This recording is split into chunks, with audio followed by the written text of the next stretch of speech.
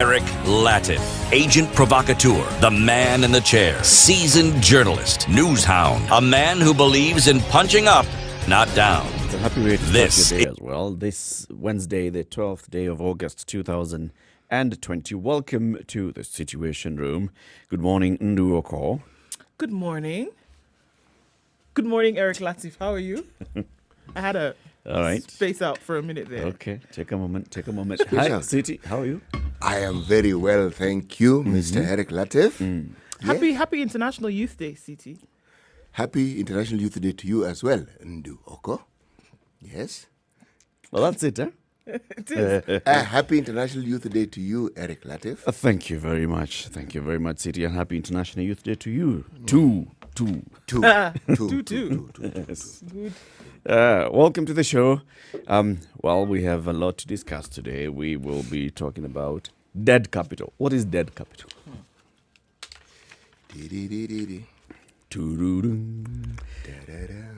Are you doing that? The thing. What's it? When I say dead. Dead. Okay. I was going to say dead cat, but okay. Dead cat. Dead capital. So dead capital is something that has been fronted by a former PS who's very many things now, among them being a lecturer at the University of Nairobi. Dr. Bitanga Ndemo wrote a piece just the other day, and he talked about dead capital. And this was basically looking at how people are investing in things that they do not use, and it's just an investment that's lying there idle, and you have basically sunk your investment and your cash into something that you would not be able to recoup. You cannot liquidate it easily when you need it, and yet you don't even use it when you don't, because you don't need it. Well, the assumption is that everything that falls under the category of capital at some point may require liquidation. One could argue there are certain things that don't necessarily require liquidation. Yeah. Yes. It's true. However, at least there are things that necessarily require to be used. Yes. For example, in this example of Dr. Bitanga Ndemo, putting up a palatial home in the rural village and you only go there once a year. Yes. It has very many benefits and it has wonderful returns. Yes, on investment. On investment. Yes. Other investment. You simply need to broaden your scope of what investment is and what return is. Okay. So you put up a 25 million shilling monstrosity in Shags. The benefit of that is that you call Mweshimiwa. Among other things. And the other benefit is now, because now you have put up this 25 million shilling monstrosity, we want you to keep helping us. So spend at least 1 million shillings every month on the rest of the village. Well, there's that little detail, but there's also the detail that you may have bequeathed your children an opportunity to do something in the future. Open up a school. Oh, there. Or a hospital. Using that as the basis. The foundation will have been set. Okay. Okay. So we'll be discussing that, dead capital, the pros and cons of dead capital. We'll also now be discussing about the interior and the coordination of government, especially in this time of COVID-19. We hope to speak to the Interior PS, Dr. Engineer Karanja Kibicho. And also we shall talk about the deep state. Because there is a man who is the second highest person in the Republic of Kenya who has said that there is deep state. There is now deep state. Yeah, so we'll discuss that as well. But let's fight COVID. We know that Australia is dealing with a serious surge of cases and deaths. New Zealand is also dealing with their own issue. Kenya is also dealing with its own issue. And even of interest, Russia has registered. Breakthrough in Russia. And of course, you expect the Western media to come on. It's too soon. We must go through phase 3 first. Yeah. And also, we had just recently discovered that Russians had hacked into our systems. So clearly, they just stole our IP. That story of hacking has been on for some time. And why don't they just consider that perhaps Russia was just ahead of them in this particular race before? Yeah. Right? Yeah. in terms of competition, Russia's always been right up there with them, with the rest of the world in terms of what they've been able to do when it comes to nuclear activity, when it comes to trips to the world beyond space. And the question one wants to ask is why bring in the discussion of phase 3 trials? Why phase 3? Unbeknownst to many, there's even a phase 4. I think they're concerned about phase 3 because phase 3 is when now thousands of people essentially would be administered the vaccine, supposedly, and then they would have to wait for a period of time to see what effect then it actually had. Yes. Putin has said, for example, that his daughter had tested positive for corona, and she had a temperature of 38 degrees on day one of when now she was administered this vaccine. And after she was administered, her temperature dropped to 37 the next day. And the next day, the temperature now was at a stable 36. And she was able to get round her duties as normal. So he's not just talking about something he doesn't know. He's also talking about something that he witnessed. It is true. But you see, apart from just the numbers, phase 3 trial also gives you diversity. Because there's something that we have to take into account, our individual and personal and group and collective genomes. Right. Meaning, this could work with a certain age group. It may not work so well with a certain age group. A certain dosage may work well with a certain people in a certain area. There are all these dynamics. Even a person of a certain genetic makeup, you'll find that it would work on Afro or on people of African descent, and it may not work with people of Caucasian descent or Asiatic descent. Exactly. Yes. So that's the reason why. That's where the phase 3. That's where the phase 3 comes in because and then it's the numbers and the diversity. So it gives you a truer picture of what is likely to happen with this. Yes. So. Okay. Russia can just basically say that what we are going to embark on is phase 3. It could be. The truth of the matter is... We're just using it. I mean... What they've done is open up a new frontier. Yeah. Okay? And we can sit and say, let's wait and see. Because, it's... Some people say it's a gamble. Maybe it isn't. Maybe it's because true. there are many things that the Russians do that everything we don't is a know. gamble. Even what the West would come up with would also be a gamble. And they can say, yeah, we're going through phase 3, we're expanding it, but we'll expedite the phase 3. Eric, you are absolutely right. But you see, one of the things that COVID has done, the race for the vaccine has done, people aren't starting from ground zero. Yeah. The dates and the times and the phases often relate to starting from ground zero where you're trying to figure this thing out from the very beginning. With COVID, that's not what happened. People started from known, meaning we are starting with drugs, medication, prescription that are already known to work. Yeah. Now let's move from there and see what else we can do. Yes. Okay, well, let's look at the numbers around the world. 20,521,644 cases in the world now, with 745,918 deaths and 13,441,743 recoveries. New Zealand seems to be, every time they make an announcement about this, something just seems to be able to slip in the back door and boom, again.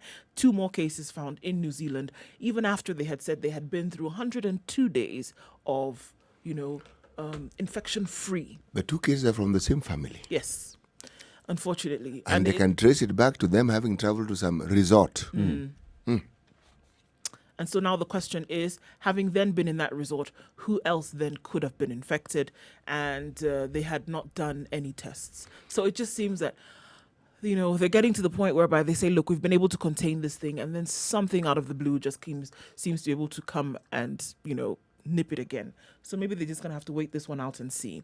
Mexico now has recorded the highest number of deaths in a 24-hour period, in a 7-hour period, in terms of percentage and comparative analysis. 6,886 cases in the last 7 hours, with 926 deaths reported so far on the day. We know also that Australia is still continues to struggle with this, having seen a spike in the cases over the last couple of days. The most recent number, 414. But what is more worrying for them is that 21 people have then died in the last 24 hours. And this was the report that they gave. Their day ending right about now. This is what they've given so far. And so the 21 deaths is a worrisome thing for them, because previously they were recording 213. And now a rise in those numbers. But you know what is of interest when you look around the world? Here's COVID wearing the living daylights out of us. Mali, they have a full-scale war going on. People are dying. Southern Sudan have similar problems. And just when you thought it was safe to get out of the waters, in India. Yeah. So it's like problems never cease, do they? No, when it rains, It pours. It was yeah, heavy. it does. Heavy. Bucket loads of it. Oh, yes. it just doesn't cease. Doesn't let up. No way at all.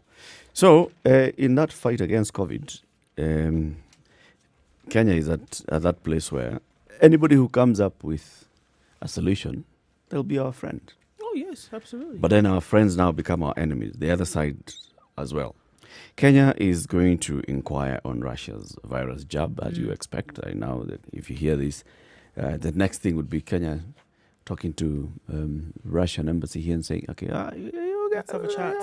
By the time this thing gets to the papers, Eric, surely that discussion has been already happened. long before it hit the papers. They've already had that discussion. Yeah, but you can imagine now if Putin was making the announcement yesterday. So there's that whole decision of, officially and diplomatically, before you actually go and seek that conversation with the Russians, it has to come from the highest level. Well, sure, probably have that discussion, and we heard that CS. Maybe the president himself sitting down and approving. Yes, let's ask them, because you've got to balance what all this means.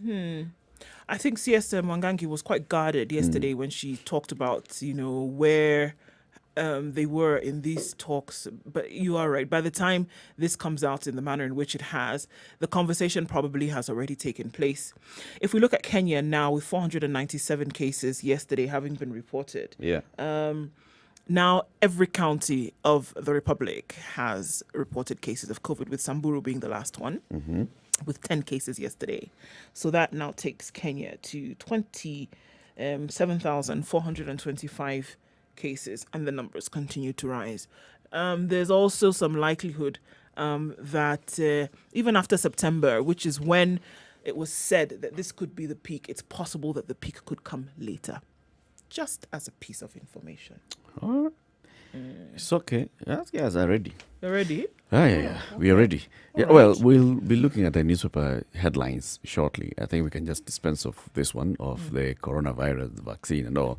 The reportage from Western media has all of it, bar none, has created, of course, that slant of despite scientific skepticism. This is a story on the Standard by AP and AFP reporters in Moscow. Russia yesterday became the first country to clear a coronavirus vaccine and declare it ready for use despite international skepticism. Scientists at home and abroad have been sounding the alarm that the rush to start using the vaccine before phase 3 trials, which normally last months and involve thousands of people, could backfire. All right? So, yeah. And there's a whole conversation of, they hacked into it. I think the unfortunate bit here is when there is a possibility of a breakthrough, but that possibility of a breakthrough will not be taken in just because you still have got to play politics. Not only that, you see, China has done something almost similar to what Russia is doing. They have actually been not just testing, but using it among the military. Yep. So we can say that is phase 3 for them. And the military is huge. Yeah. So if you talk about diversity, They have it. But that alone, you see, there's this little detail here, okay? That is what has been used for the longest time. There is nothing absolutely wrong in breaking the mold, because that's what's happening here. Yeah. And to argue and to say that the Russian scientists don't really know what they're doing, that may be jumping the gun. That may be jumping That's the not gun. just even jumping the gun. That is... They are scientists. Yeah. And they are not just that is small-time scientists. No. the impression that will be created here is that, these are second-rate scientists, the Russians are second-rate. They don't care about human life. They don't care They about know what they're my doing, friend. I would say. Yeah. Scientists in Russia, even the West tries to smuggle scientists out of Russia to come and use them. They've been So doing it for the longest time. Yeah. So, anyway, we wish this is a breakthrough for humanity. Whoever gets something going, wherever it comes from, whether it comes from Kenya, from Africa, from the US, from Europe, from China, from Russia, what we need now is some hope. Yeah. And let's just hope that it works. 16 minutes after 6, this is a Situation Room. It's Kenya's biggest conversation. Let's take a look at the weather, and then we start to take a look at the big stories of the day. Keep it right here.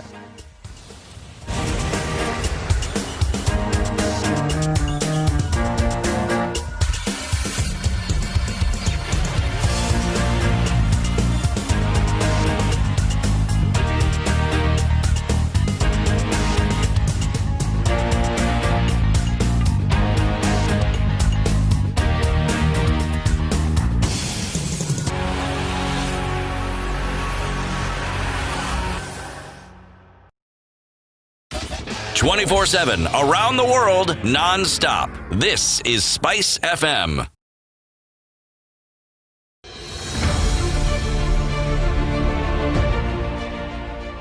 It's been an uncertain couple of months, and we are still experiencing the effects of COVID-19 pandemic in our lives. However, we're bouncing back. Our resilience like never before has shown even brighter.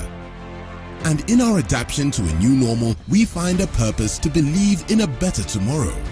Which is why the Standard Group is bringing you the 47 million reasons. It's all about finding something and someone to be hopeful for during this pandemic. From first responders, mental health, unity to hope. We owe it to ourselves to keep going, getting stronger than ever. 47 million reasons, celebrating you and me. You are our reason. And we have 47 million of them. Brought to you by Radio Maisha, Spice FM, Vibes Radio, KTN Home, and BTV.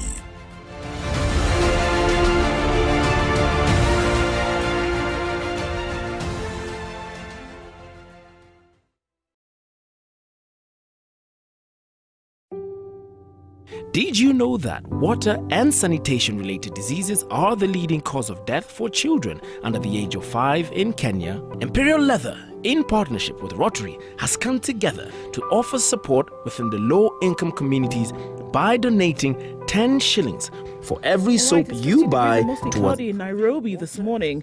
There's a chance of rain later and even thunderstorms, but we'll have to wait and see what that looks like. Highs of 23 and lows of 14. Okay, and what's happening in Nakuru this morning? It's 14 degrees and partly cloudy, highs of 22 and lows of 13 with expected thunderstorms later on. Eldoret is mostly cloudy at 12. We'll see wet afternoon with highs of 20 and lows of 12. And in Kisumu, it's partly cloudy at 20 degrees, highs of 27 and lows of 19, and a chance of showers there later on as well. It's thunderstorm city in Kakamega, highs of 24 and lows of 15 today. Malindi is mostly cloudy at 24 degrees, highs of 28 and lows of 23. Those partly cloudy conditions will continue for most parts of the day. In Mombasa, light rain showers already being experienced this morning at 23. It's likely to maintain those wet conditions for most of the day with highs of 28 and lows of 22. Let's step out into Kampala, where it's partly cloudy at 19 degrees. Thunderstorms expected for later with highs of 27 and lows of 19. It's 22 degrees and partly cloudy in Dar es Salaam. Highs of 30 and lows of 21. It's a warmer day in Johannesburg today at 9 degrees. Highs of 22 and lows of 6, and sunny conditions throughout the day. Lagos, clear skies this morning at 23 degrees. Highs of 30 and lows of 22. Paris, clear skies at 23 degrees. Highs of 35 and lows of 22. But the rain that is forecasted for the afternoon might just cool things down. In London, it's clear at 23. Highs of 33 and lows of 21. And still Tuesday night in New York at 27 degrees. As the sun does come up, they'll wake up to thunderstorms, going through a high of 31 and lows of 24.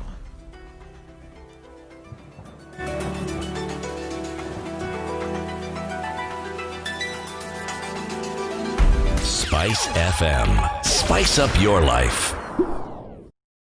Mature, intelligent talk every morning. Spice up yourself.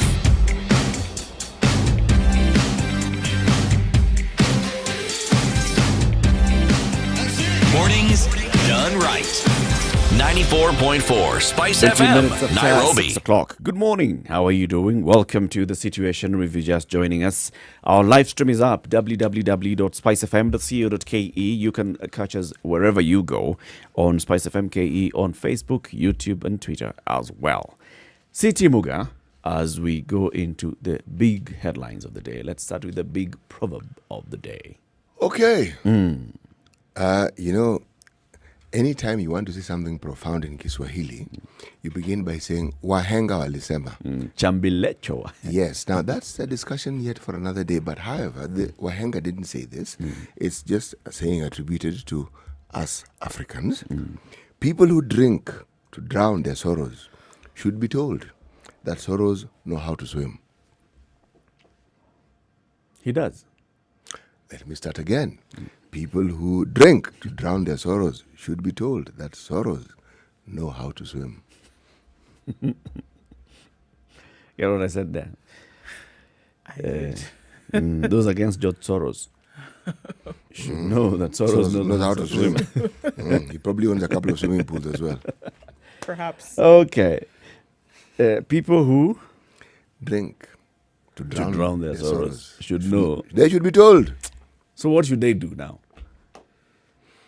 Just drink. How Just should they? drink, How not should with they an kill intention the to forget your sorrows? problem. Just drink. If you have sorrows that you feel you need to dispense with, find another method. Drowning them doesn't quite work. It's like a proverbial cat. This one doesn't have 9 lives. This one has hit 12. Just when you thought it was 9. Boom. Boom. 3 more to go. Okay. Big headlines of the day. Well, it's the one that splashed across all the headlines, Okay. or across all the papers today. You can't stop me. Something has also been said about a certain kind of music called reggae. In this case, it's not. It's the deputy president. Yeah. And he is defiant, is what the Standard calls him. Deputy President William Ruto ups the stakes in Kenyatta's succession, telling Kajiado leaders that his march to State House is unstoppable. The DP also warned the so-called deep state against attempting to steal his victory. Yeah. And I quote what he said here. I was being threatened then, and that was in 2013. If I was a coward, we would not have formed this government. We were told that choices have consequences, that we were unsuitable because we had cases at The Hague. It is the same thing we are being told now. We are being warned that there is a system, a deep state, people who will steal our votes. We are waiting for that deep state. Gang, gang. So, if there was any doubt as to whether Deputy President William Ruto is going to run for the presidential seat in 2022, I believe now these latest sentiments have quashed those doubts. And he has said that whomever may be standing in his way is not but a threat. Yeah. And he's going to go through with this. He has faced a combined onslaught by a faction of the ruling Jubilee Party allied to the president and the opposition led by Raila Odinga. Said together with Uhuru, they had triumphed over similar challenges in the run-up to 2013 and they had been when they had been indicted by the International Criminal Court. He said and recalled that choices have consequences, warning in 2013, referring to the caution by the then U.S. official Johnny Carson which was picked up by their opponents and used to campaign against their bid. He went on to say that political setbacks he faces now are nothing compared to what Uhuru and himself overcame when they teamed up in 2013. He was speaking at his Karen residence yesterday, where he hosted leaders from Kajiado County, led by Kajiado South MP Katu Ole Metito and nominated Senator Mary Senator. He asked Kenyans to stay firm against political intimidation and threats from the so-called deep state and the system. Okay. Without naming them, however, the DP was alluding to powerful members of the public service and business people who are power brokers and exercise political influence from the shadows. yoyote ni sawa. So what is he saying? That there's somebody who's trying to stop reggae, and he's unstoppable. We shall revisit this, I think, in the 9 o'clock hour, right? And look at trying to understand the meaning of deep state. Well, the deep state, first, to be very fair, is not a creation of William Ruto's. No, it isn't. William Ruto is basically just jumping onto this bandwagon. It has started from somewhere else. It started from the civil society that's talked about deep state and state capture. It has been used by even opposition politicians. Dr. Oburu Odinga himself has referred to the deep state. And I think this is just a strategy by Ruto to create a new enemy. If you want to rally an army, you've got to have an enemy. Otherwise, your army doesn't know who it's fighting. Or if you're trying to incur any kind of sympathy or incur any kind of support, you've got to sometimes make yourself look like the victim. You're just a victim, and I mean, it's everybody else against me, and you can see it's very clear that everybody is against me. Nobody likes me. Everybody hates me. I'm going to go eat some worms. Yep. Okay. You know what is also of interest is that when you sort of like spark off such a conversation, Yeah. there's one very straightforward understanding that this is a double-edged sword. It may very well work for you. On the other hand, it may very well not fire. work. Thank you. Yeah. Yes, you could use it to attack, or you could, in some cases, lean on this sword. You could. Yes. It appears to me like politicians always get into something knowing full well the risk. But one of the things of being a successful politician is being a risk taker. Or risk averse. Yeah. Sometimes that is true, Eric, but sometimes I think they just bungle along. Yeah, just move. This is... Pick up what you can. And Yes, do a it. knee-jerk reaction. What's happening? Let's react to it Go and let's with it. continue. Yeah. And Yes. that's what I'm saying. Actually, they just, for them, they don't consider those risks. They're just like, what? We are here now. It works now, let's go. If it doesn't work, we'll just jump onto the next one and move on. So, right now, what works best is deep state. If now start questioning and saying, okay, so if you're saying deep state and you've been in power for 7 years, so what are we talking about? Are you saying the deep state has previously been supporting you? And you're saying the deep state was against you in one election, and then you won, and then you won that election, and you won a subsequent election. Even the introduction of that particular topic at that level, that to me is what is interesting, because essentially you're saying it exists. Yep. So now you've told us that there's such a thing. You're telling us you have no Not know. power, basically. You are powerless. And yes. Oh, you're saying that Kenya as a whole has been captured. Despite coming to us and asking us to give you power and authority, to vote for you so that you can go and use the constitutional power given to you, you're telling us that our constitution has been usurped by some mysterious giant from The Loch Ness Monster. Yeah. Hey, okay, that would be an interesting one at 9. It will. Raila purges top party organ in 2022 poll plan. Lawmaker Junaid Mohammed and Judy Pareno are among the big names that have been replaced as ODM picks Catherine Muma to chair the National Elections Board in a fresh bid to rejuvenate ahead of the next general election. So this was basically implementation of a report that was presented to the party a long time ago. This report was chaired by Catherine Muma. The task force that had been created by the party was chaired by Catherine Muma. It came up with a report and said, you know what, we have people in certain offices that have basically just spoiled the unity of this party. They ensure that there is a lot of back and forth and a lot of infighting, especially during party nominations, so that they can benefit from this, and they put people that are in favor with them. So for us to be able to have proper nominations in 2022, for us to be able to have internal party elections that work well in 2022, for us to be able to have a forged and strong and united party in 2022, we need to reshuffle. We need to do a big sweep. This time, the party leader has said, okay, that's what you want. So you, Catherine Muma, the chair of that report, so you're the one now who's been the director of elections. You do the job. You know what is of interest? Given that this is a political party, and given that we're having a discussion about political parties and their wheretofores, everything that is being alluded to in the paper may not necessarily be true, beginning with the headlines. Purge. When people are replaced, they were appointed and they've now been replaced. Is that not a normal, refreshing process that organizations have? Yeah. Somebody comes in. That's why you even have limited terms in terms of the length of time you can stay in a position. That's very true. But of significance. And that's why there's the word purge. The word purge exists. No, the word purge exists when you are talking about something nefarious. It's not, someone didn't leave of their own volition. You don't purge something that you want to stay. No, it is a forcible removal. Removal. Yes. That's what this is. And I'm saying, how do we know? Because the truth of the matter is, was it a forcible inclusion when they were brought in? So that is now forcible removal. But even, but even of significance, when you are given a political position, usually Given. yes, Operative given. They were given. Was there an election? Were these people elected? They were given. When you're given a political position, it's to serve a certain purpose. Now, if that purpose is no longer required, then your purpose also becomes extinct. Yeah. So you're purged. You also are no longer required. Eric likes this word, doesn't he? I think it's really nice now for stuff. Yeah. He likes it. Yeah. It doesn't matter what I say, we just want to Purge. continue purging it. Look, we saw same thing happening in Jubilee the other day, especially in parliamentary party positions. It was a purge. But look, the people were being removed for a reason.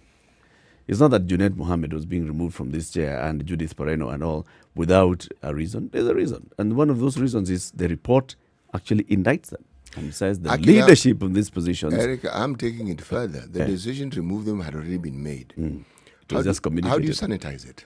How do you make it look like? How do you launder it to make Yes, it look like it it's should all look right? like this is a process that, and your process following, process following organization. You have Bring up a report. no. You start with that group of people we like talking Task about. force. Basa, thank you very much. Started a task force to go and investigate what's happening and give Then us a they report. give us a report. And then we shall implement this Yes. report. So you're a report implementing setup. Bas.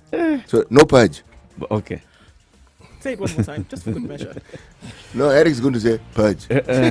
28 minutes to 7 o'clock. Let's take a look at what's happening on the roads. I'm not going to use the word purge. Oh, really? Really. Good. Keep it right here. More headlines to come shortly.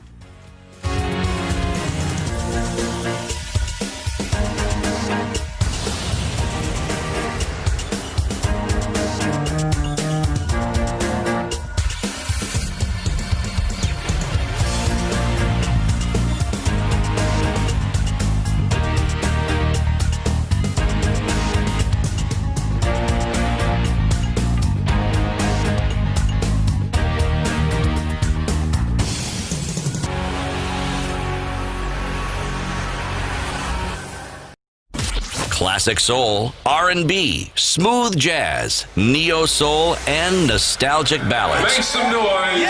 You're listening to Spice FM.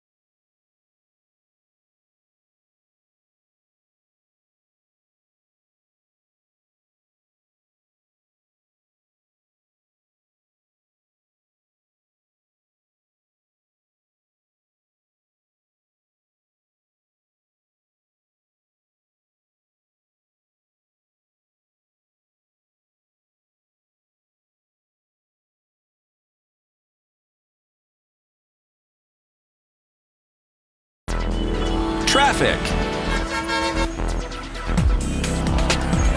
Okay, so again yesterday now, unfortunately, in the opposite direction, there was some drama on Mombasa Road. It is the hope of everyone far and beyond that Mombasa Road will not give up any terrible vibes today. But we're going to have to wait and see. At the moment, it's looking pretty good. We have a bit of a hold-up right after Cabanas, and that's leading to General Motors, but that's normal. And we'll be on the lookout to see if anything crazy does happen right around there. Kangundo Road traffic is looking very good today, all the way to Outer Ring, in and outbound, so that looks pretty all right from where we are seeing it. Okay, let's look at Thika Road. We're coming out from Muthaiga Corner. Kiambu Road looking all right. It's possible that Kiambu Road will turn into 6 lanes, but we're going to have to wait and see. For now, if you're out and about, you should be out. You should be all right. We'll take a look at what it all looks like in a short while. Spice FMKE on Twitter. That's how you can reach us. Let us know what you see in case you get stuck or if you have an alternate route, and we can share that information with everybody else.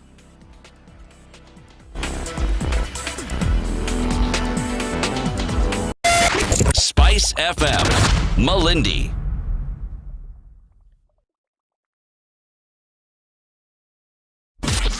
Pure golden sound and good talk. 94.4 Spice FM.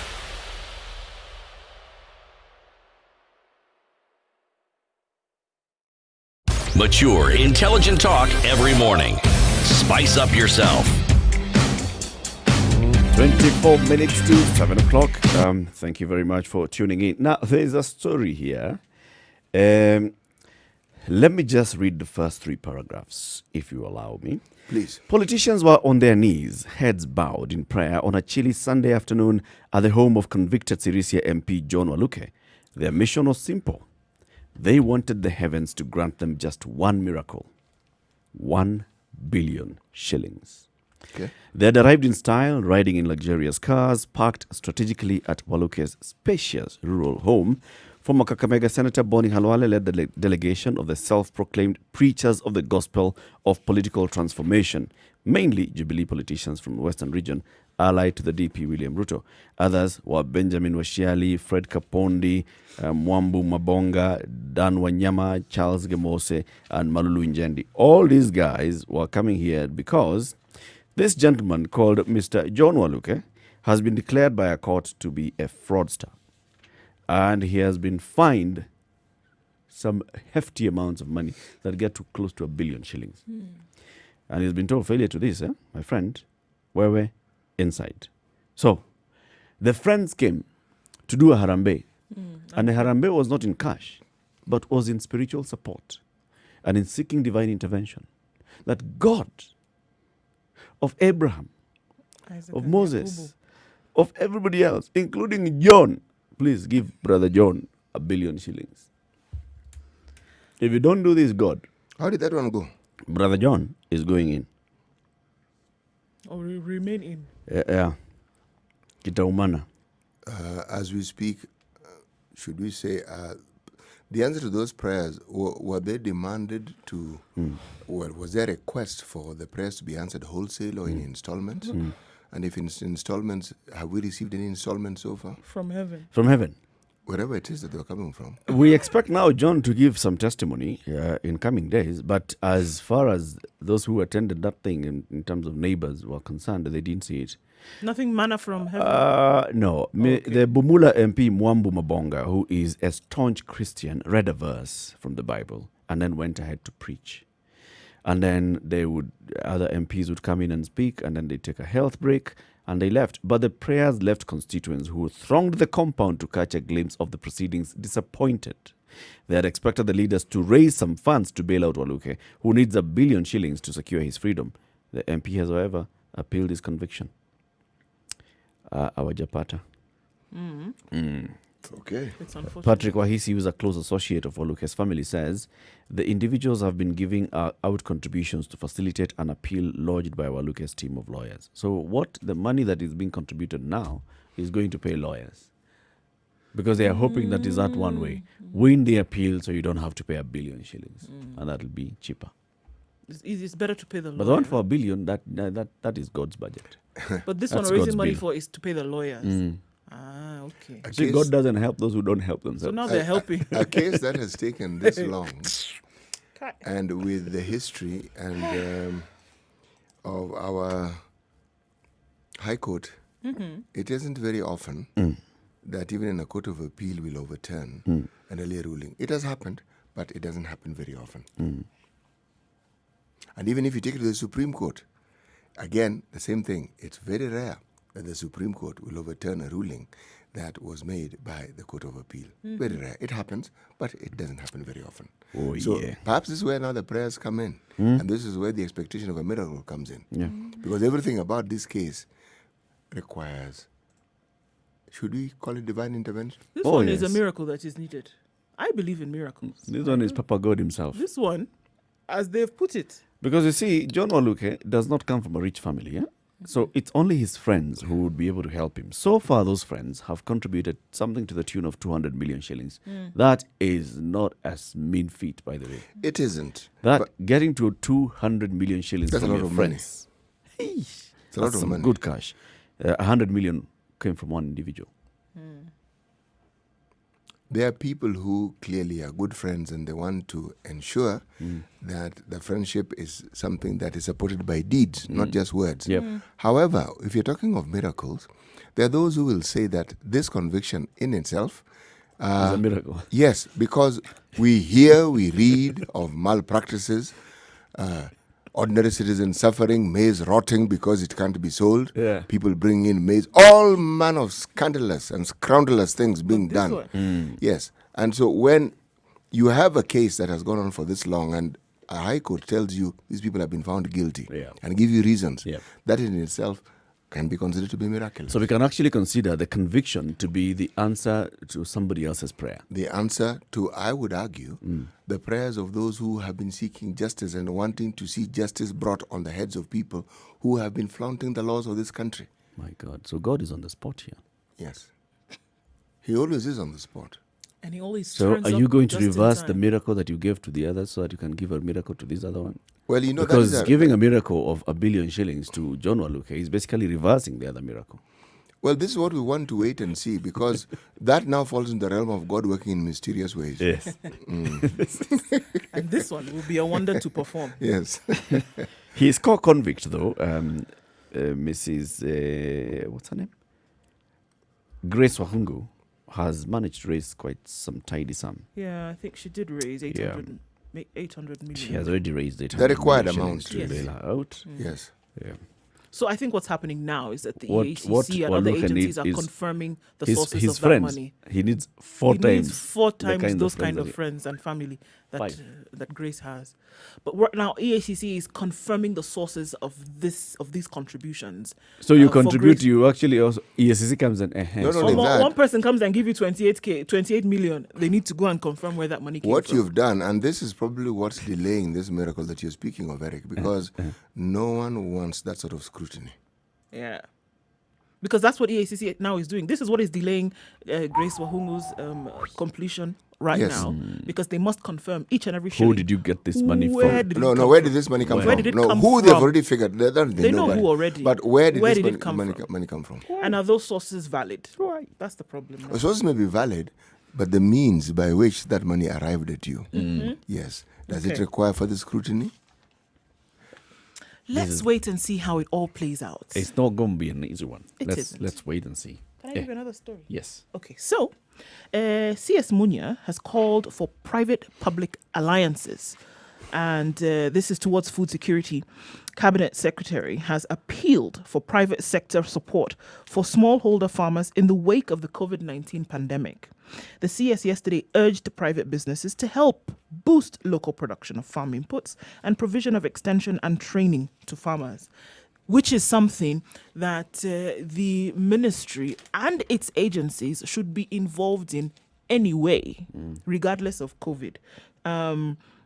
He flagged off 13,000 metric tons of fertilizer donated by the Norwegian fertilizer firm Yara East Africa to cushion 80,000 smallholder farmers in 22 counties against the effects of the pandemic. He said food production had declined over the years, surprise, surprise. Thus, interventions to boost food sufficiency and self-reliance must be adopted. They must be adopted anyway. And I just think that, unfortunately, COVID now gives people across the board an opportunity to say these are things that we should do. In my opinion, these are things that should be done whether there was COVID or not. That's the way to reach food security, for example. These things that we're talking about now, PPPs, need to happen anyway. They should be the way in which you do things on a normal basis, and we shouldn't run to adopt them because there's a pandemic. But anyway. There are many PPPs actually in food production value chain. It's looking at the efficiency of the PPPs and how well they are structured. Actually, the Competition Authority of Kenya, Uh-huh. yes, with reference to something we discussed the other day, Yes. actually is one such organization that seeks to actually ensure. Remember the discussion we're having about what they're suggesting. And they're saying, look, folks, you're the ones who are involved in this particular business Yeah. or businesses. Can you come up with ways of ensuring that these things are tightened? Yeah. Because we have situations where mega supermarkets seem to be having problems. And the major problem is they're not paying their suppliers. So can we come up with things that guarantee that the supply is protected? Yeah. That it works well. Yes. And that Basically everybody benefits, yes. Self-regulating mechanisms. Good way to go. Sonko hangs on, oh no, not the Sonko. The state hangs on to Sonko's 500 million shillings. You've said 500 million, but half a billion sounds. Half a Sounds billion. It Sounds, has you know. more gusto Yeah. to it, doesn't it? So looking at Waluke trying to raise $1 billion. So, you know that the governor is facing some issues in court. And the governor had petitioned the anti-corruption court as he sought access to the 500 million shillings because he says he is so broke he can't even buy groceries for his family. He loves a public display of opulence and is up against the Asset Recovery Agency, which had obtained orders to freeze their accounts following suspicion that some cash transactions were proceeds of crime.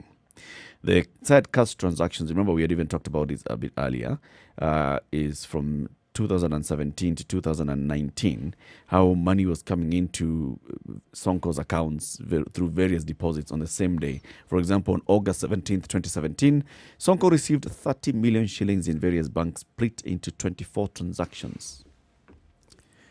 A couple of days later, 6 days later, he received 10,300 USD in Diamond Trust Bank split into 2 deposits. Sonko receives 45 million in 44 tranches in a single day. September 11th, he receives 6.2 million in 3 cash deposits. So they were like, hey. All these amounting to 500 million shillings is what the Asset Recovery Agency has secured the authority of the court to freeze the account. Now he has gone to appeal this, but the case was first placed before Justice Mombi Ngoge, who recused herself. It was then heard by Justice Kimaru, who froze the accounts. And now Justice Lesit says, I find that the applicant has not met the threshold under Section 89 of the Proceeds of Crime and Anti-Money Laundering Act to have the impunged preservation orders varied or rescinded or for any other order provided thereunder. So there is nothing that you've come and told me that convinces me that you need that money yet, that can get access to this money. He needs groceries, man. That may be so, but Kind of like the 2 million for milk. why is it the problem of the court? Because they froze his assets. But that's what they're trying to tell you, that, you know, it's not really our problem. We have an issue with this money. The man has a salary, Yes. all right? It hasn't been frozen. It salary- hasn't been frozen. That's what I'm telling you. You think groceries, tomato, and milk. CT told us the other day that somebody had just left some 2 million there for, milk in the morning. Vegetables. For vegetables. So you're thinking 2,000 shillings here, you'll stock your fridge for a couple of days. No, it's different. But in this case, the court has told him, my friend, go get your own geisha. Definition of grocery is different. Oh, yes. Also, size of family has not been specified. Yeah. You know, the details that we are discussing make for interesting conversation. But the truth of the matter is this, those are not things that concern the court. Get your own geisha. They impounded that money because they were not clear as to how it is you acquired it. Source And there was, means. and they had evidence that they needed to look into as to how that money got there and where that money came from before it got to you. Yeah. Okay? So there's a whole story behind it that the court has to look into before they can say it is okay. We believe this money is actually yours and it arrived in your account in the manner it should, and it is in a manner which our laws allows you to have. So Before that is cleared, You will Use not your get salary. access to this money. And also, you can't come and tell us that it's because you can't buy grocery. Yeah, come on. If, for example, the PS for devolution, who also is facing some NYS cases, remember her, the court has allowed that account to pay school fees for the daughter, for the children. So that's something. That we shall get an invoice from the school and the bank shall pay directly to the school from this account. That's all. Yes. Sugar, vitungu, hoho, nini. You sort yourself out. you know, when you're a public servant, yes, Yes. Oh, That's the kind of short break. as opposed to ha ha. Ha ha hoo ha. 10 minutes to 7 o'clock. We'll be right back.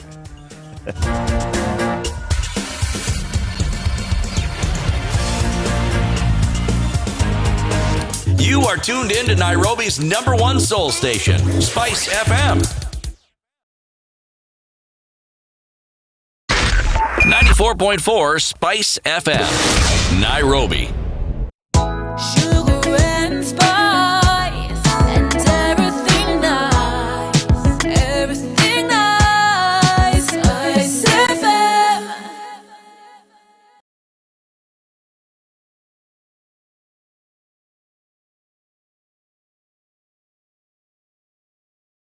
Mature, intelligent talk every morning. Spice up yourself. Okay, 9 minutes to 7. Let's continue. Big headlines. So, TSC ordered to return 130,000 union members. Parliament yesterday directed the Teacher Service Commission to reinstate 130,000 teachers removed from the teachers' union register by the end of this month. Remember, there was this tussle between then about promotions, and the KNUT and the TSC were at loggerheads in terms of who then got promoted and otherwise. Appearing before Parliament's Education Committee yesterday, the Kenya National Union of Teachers told MPs how the teachers' employer hatched an elaborate plan to strip it of its members, crippling its operations and putting the union on its deathbed. The union's Deputy Secretary General, Hesbon Otieno, told MPs that more than 700 staff across 110 branches, that with more than 700 staff across 10 branches, the diminished members had made it difficult to sustain its operations. He said that TSC designed, printed, and directly delivered forms to schools and compelled teachers to exit the union. Now, TSC manually removed our members from the union without authority. This is happening now in the payroll of August, according to Mr. Otieno. If implemented, the order to reinstate members is expected to give KNUT its past numerical and financial muscle. At the moment, KNUT has 50,000 members, raking in 49 million shillings, down from 130 million when its membership was 180,000 in June last year. However, the TSC said yesterday's meeting did not issue any orders, but only proposed ways to end a standoff between the union and between the commission and KNUT. So, Okay. Win some, lose some. win some again. Win some again. Back in And the all trenches. this tussle, all this tussle, what is it about? The back and forth. Yes, apart from just the power games that TSC and not want to play. That's it. That's really what it is. That's really what it is. It's power play here. The union and the commission to see then, who's Has more muscle. muscle. Right. As an employee, if Financially you or don't, if you don't otherwise. rein in such an organization, it will roll you over. It will roll all over you, man. Actually, gotta both push phrases back. are correct, Eric. It'll roll you over, for sure. It'll do things to you. It will. Because, you're always being held ransom. Yeah. You're always. Always. True, Yes. true. And when we see things like And it's promotions. so emboldened. Every Yeah. single morning, they just wake up and say, you know what? This is what we're going to do. We want more money. A couple of weeks ago, the TSC decided that they were going to promote a number of teachers, but they only promoted those that were under the commission. So those who then were under the union and had been removed from the commission, no promotion for you. Sorry. Anyway, let the fight continue. Yeah, your money. I'm sure it'll settle down at some point or the other. But while it's settling, Yeah. the teachers continue to suffer. Yeah. Yes. Nobody's in school. City? There's something that is interesting here. This is page 10 of the Business Daily. Massive fines expose power firms' breach of land rights. Very simple. Whenever Kenya Power and Lighting, for the longest time, I thought it was lightning. Yes, but nonetheless, I now know it is lighting. Okay? There are those that still think it's lightening. Ning, yes, it'll spark. I'm buying a talker. Power from heaven. Yes. Anyway. Anytime they want to expand their services, they have to erect poles, and this has to be on land. And sometimes what they do is actually not only unprocedural, but it is illegal. Meaning, the law requires, and let me read it, 15 days, the law demands that a landowner should be granted notice through appropriate mass channels, including advertisement in at least 2 national newspapers or radio, before they come and plonk those posts in your property. It appears this is something that they have not been doing. And as a result of this, people have woken up to this reality and they've taken them to court. Of note, 40 million shillings has been awarded to one George Joseph Kang'ethe and Ella Karwitha for trespassing into their land in Ngong, Kajiado County. And many people who have had similar experiences are now going to court to cash in. Now, I think the issue here is the people trying to cash in. the issue here is Kenya Power thinking they can get away with stuff as they've been getting away with stuff. And they've been told you can't get away with stuff. This land issue in this country, I think we need to get to a point where we change the law on ownership of land. Come on. Not So, just, no. Power wants... No, Power is coming Eric. to your neighbor's home, Eric. so we erect a pole here. We got to pay. Eric, no. It's on your land, 15 days only. It's not as though you know you want to have that the electricity channeled to your home that day, and everything's not done in a day. It's Man, okay. there's a survey. It's all right. There's And an all entire process. All those things. It's not like at Kenya Power guys just wake up and come, and you wake up in the morning, you find No. Kenya Power people are there. No, you they also don't. know that they are They know you're But coming. they're Eric, working in this area. Yes, Eric, but they are the ones who don't follow the procedure which is laid down in the law. Yes, they know. They ought to know this more than anybody else.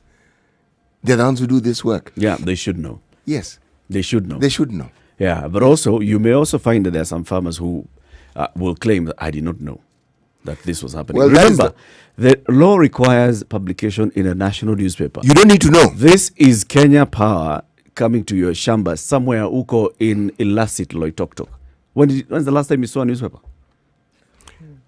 Allow me to explain this. This is just among the things it's supposed to do. Oh, they're also supposed to come and put a poster. Apart from just telling you, okay, mass channels can be the chief. Okay.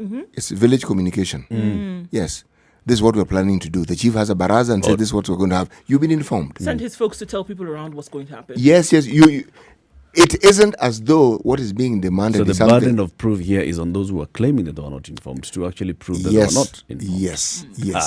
yes. And then But it Kenya isn't Power one will- thing, Eric. It is that, and then this, and then this, and then this. Yeah. Now, and one of them you'll find that Kenya Power has done. precisely, and the other 3 they haven't done. So they are culpable. What I'm trying to say is this, my friends. I don't sympathize with Kenya Power. Okay? It's clear. Yes. Ever. It's a monolith of an organization. It has an entire department full of legal brains who understand these things. It has an entire department of communication that understands these things. Surely, are you telling me that it is so difficult to tell a simple Kenyan whose land you want to erect a pole on that this is what we want to do and use the channels that are available to you? No. Umekata. No, nimekata. Yeah. Okay. And other people are going to continue cashing in until they sort this thing out. For me, it falls that great pattern of seeing our constitution at work and our legal processes actually working. Meaning, it was hitherto thought of that you couldn't win a case against such a huge organization. And neither would they pay. But not only are the awards being given, but they can appeal, of course. But it sounds good to the ear when a simple Mwananchi can go to court and the court can find that the Mwananchi is actually owed money. It is a good thing. Watoe kikingi yao. Yes. Okay. Si lazima utoe lipa pesa. Watatoa It's already there. kikingi. They will not remove it. Okay. Coming to the top of the hour, what's today's proverb? Today's proverb: people who drink to drown their sorrows should be told that sorrows know how to swim. People who drink to drown their sorrows. Yes, should be told if that's your goal, to drown your sorrows, you need to know the sorrow will not drown. It will swim. It will swim, but it will get drunk. That is the hope, isn't it? Yeah. That's the hope. Hopefully that happens. Good morning. It's now 7 o'clock. Sugar and spice and everything spice up your life. Spice FM, Nakuru. So, for the third Traffic. day running, Mombasa Road seems to be absolutely crazy, guys. All the way from the Weybridge, and there's a lot of overlapping going on, all the way to the SGR, and unfortunately then it goes straight towards Cabanas and then out towards General Motors. It's craziness on Mombasa Road this morning. We're hoping that that will open up soon and that it's just early morning traffic as folks try to get to work. But we'll take a look at that and see how that may make change in a short while. Inbound, however, it's looking pretty good. Gong Road is a dream, every driver's dream, as it were, and no problems there as you then approach the the City Mortuary roundabout and then head down towards Gong Road. Further down or towards Valley Road into the CBD, looking very good. Coming out of Westlands as well is looking great. Thika Road, just as you approach Kiambu, the Kiambu Junction and also the Muthaiga Corner, you're fine. The traffic is moving. It's slow, but it's not bumper-to-bumper situations just yet. We'll let you know what it looks like. You also let us know what you see. We want to keep people moving this Wednesday morning. Spice FM KE. That's how you can reach us on Twitter.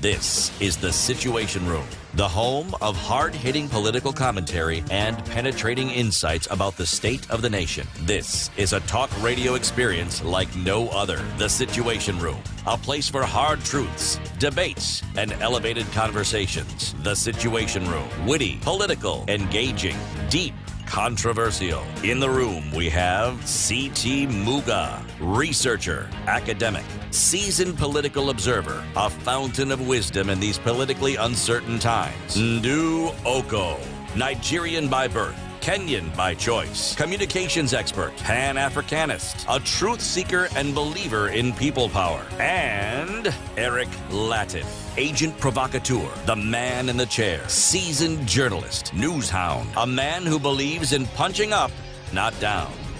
This is The Situation Very good Room. morning to you. The It's 2 only way minutes to after start your 7 day. o'clock, and thank you very much for tuning in to The Situation Room this morning. This is Kenya's biggest conversation, broadcasting on Spice FM on 94.4 in Nairobi. We're in Mombasa, 87.9, Nakuru, at 96.0, Kisumu 102.5, 96.7 in Eldoret, Nyeri 90.9, Malindi 97.7. We broadcast this show from Nairobi to the world on www.spicefm.co.ke. We also live stream the show every morning on Twitter, SpiceFMKE, Facebook, and YouTube, Spice FM KE, and Monday, Tuesday, Wednesday between 7 and 9 a.m. We are also live on KTN Home. A very good morning to our audience on KTN Home. Now, let's talk about government operations, all right, and how the state machinery is run, especially the government and coordination of government operations. We are soon going to be speaking to the Principal Secretary in charge of Interior and Citizen Services, and this is Dr. Engineer Karanja Kibicho. This state department is a very crucial state department in terms of coordination of government functions.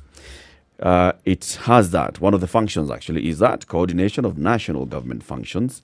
It has a promotion of nationhood and national values. It has oversight and coordination of delivery of the flagship and priority programs, oversight over internal security, when it comes to registration of births, registration of persons, development of integrated identity management system, that's a Huduma number, the rollout of the unique personal identifier, oversight over coordination of the management of the national primary data registration, very many other things. This is according to Executive Order number 1 of 2020 that was released by the President the other day. So this is a crucial ministry, and Dr. Karanja Kibicho is the man who is the senior most civil servant in this particular state department as a principal secretary. So just about Dr. Karanja Kibicho, okay? So when you hear Dr. Karanja Kibicho, he is a mechanical engineer. He's got a PhD in this. He has, served previously as a principal secretary in the Ministry of Foreign Affairs and International Trade, also in the Ministry of Industrialization, and before that he served in academia, rising to the level of chair of the Department of Mechanical Engineering at the Jomo Kenyatta University of Agriculture and Technology, and now he is right there in charge of Interior and people service, citizen services. So this is very crucial. One of the things that we know right now is that the country is fighting COVID-19. And in the fight against COVID-19, it's being coordinated, of course, by the Ministry of Health. But the Ministry of Health will really relies a lot on other government departments, one of them being Interior, which is where you find the police when it comes to enforcement, for example, of curfew, when it comes to management of curfew and how things are running. This State Department is also helping. We spoke to the PS in charge of housing the other day, Hinga, and he told us, yes, we are the ones who are running this program, but we have to really rely a lot on officers on the ground, and these are the officers of the Interior. Good morning, Dr. Kibicho. Morning to you, Eric. Thank you very much for speaking to us, and welcome to the Situation Room. Asante. Dr. Kibicho, you are a very busy man, shall we say, just looking at your workload on a daily basis. Let me say it's a misconception, perception. We are normal people, work normally, 8 to 5, just like you. Dr. Kibicho, that doesn't sound like it's very true. 8 to 5 is the time, but what you pack in that 8 to 5 is really very different, wouldn't you say? Depends on how you define work. Since we don't do the manual work, sometimes working means even thinking while you're on bed. True. So if you define work that way, then we do a lot of time at work. That's what we would imagine. When you talk about, for example, Interior and coordination of security, security is a 24-hour service to the people. And you know that your officers are on the ground. You know that at any given moment you may be called upon to issue some advice, to make some decision, to give a brief to your higher-ups. I mean, this is what we mean when we say we know that you're definitely a busy man, even when you're asleep, like you said. Yes, because we have to be alert all the time. When you define that work that way, then you're quite busy. You'll be awake at 5 to get the country situation reports, analyze them, and make decisions early, well before you wake up, to ensure that the day runs smoothly. And then we go and do the usual office work that people do. Debunking the mysteries, Dr. Kibicho, and there's a general perception that when we hear the Ministry of Interior, we hear this ministry that seems to be Big Brother is watching Kenyans. Is that the truth, or is it from a point of servitude towards the people? Ministry of Interior is first, just before we go there, I want Eric to learn the name of the ministry. Yep. I could see you are struggling a lot. This ministry is called Ministry of Interior and Coordination of National Government. Yes. And it has 2 state departments. First department is State Department of Correctional Services. That's the one that deals with the prison services. Then we have the State Department of Interior and Citizen Services. Now, the reason why most people perceive it to be a big ministry is because of the services that we offer, because those services touch on every Kenyan. It is unlikely that you will wake up and not interact with Interior, even you, Eric. Because we are responsible for police, we are responsible for national government administrators, right from Nyumbakumi to the regional commissioners. We are responsible for IDs, we are responsible for birth certificates, we are responsible for the citizen services that people really interact with in migration. And therefore, that's why people feel us, because we are the face probably of most of the services that citizens seek for every day. Yep, that's quite a busy one, and yet indeed it's the one that touches us on a daily basis. Let's talk about now how you are touching us on a daily basis as we try to keep ourselves safe from COVID-19, as we try to take ourselves through treatment for COVID-19. One of the things that we know the government is doing is there are various programs that are meant to help the citizens go through this phase of COVID-19. There's, for example, the Kazi Mtaani program, which is being coordinated from the State Department for Housing, but that is using the structures of the interior to help it run. Recently, we saw a lot of complaints from various quarters, people saying, this program has not reached our village. This program is not paying us the money that we thought to be paying. And then we saw a response from you, and that was that we should avoid fake news and deliberate, the deliberate broadcast of fake news, especially with regards to this. What did you mean by that? Eric, since March, we've been struggling with a pandemic that there's no country in the world that knows how to deal with. And who tells you they have a silver bullet on this are lying.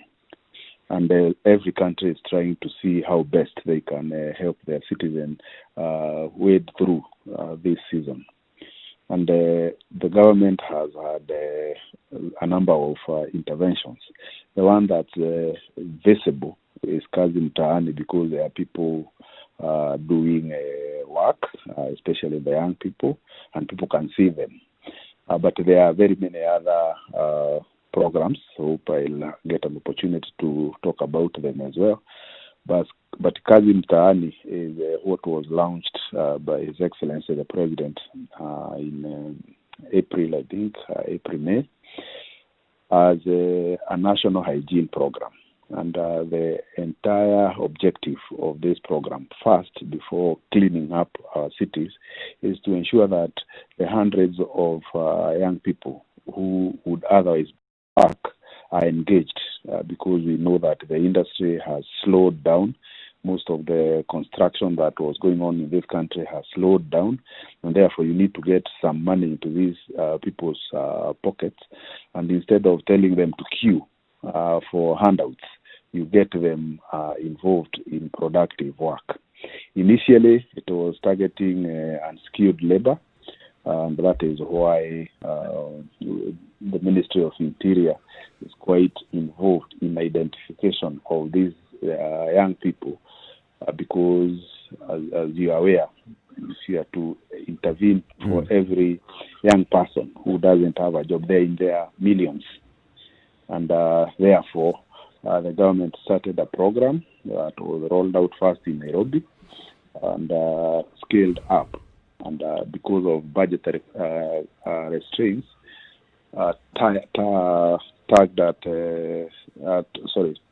capped at 300,000 people eventually in the fullness of time. I think now we are about 270 something. Yeah. What happens is these young people are made available, and then all other state departments, county governments are asked to bring work they would want them to do. Mm-hmm. And then they are paid on a daily wage, I think, of 400 or something. I haven't captured that figure there. And this money is transferred to their M-Pesa accounts. But like you would expect, when you have about 300,000 slots with several millions of people interested, there will be a lot of push and pull in who gets in. And that is how we are using our national government administrators to at least help the State Department of Housing in identification of the eligible young people. But it doesn't mean that the ones who are not in it are not eligible. You're only trying to look at who is more vulnerable. And it's the desire of the government to continue expanding this. It has been allocated 10 billion. You must admit that 10 billion can't solve unemployment. No, it can't. It's only 10 billion, but it is a good attempt. And we have seen, as the program rolled to phase 2 in July, scale up from unskilled labor now to semi-skilled labor. And you are seeing these young people now get involved in some almost technical areas. But I continue to restate that the work must come from the state department and county governments. The State Department of Housing doesn't have the work. The work must, so it's interior, which will say, we want you to come and paint our buildings. Yeah. Then we are provided with the labor. Yeah. Now, we have this new, and we are going to see that in Nairobi shortly, this new program of repainting the entire of the buildings, government buildings in Nairobi. You're going to see them do that work. And you obviously know that painting is not unskilled labor. And as a result, we'll have these young people trained to do some. I'm sure when PS Hinga came here, he must have explained in detail, so that at the end of this program, we not only have put money in their pocket, but we have also left them with some skills. True. That's what we trying to do.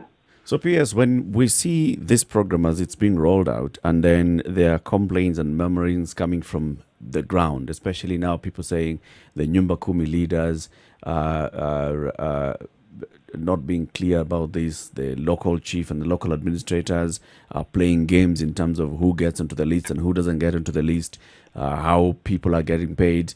And we get now the explanation that comes from yourselves and PS Hinga. Do you get a feeling like there is politicization of such a program, or even an attempt at sabotaging such a program by the government? I will be as brutal as one can be with facts. One, when you are having 300,000 slots, and you have 1 million people who want those slots, obviously there is competition. The government has come up with a criteria that has been cascaded to the assistant chiefs, the Nyumba Kumi, right to the village.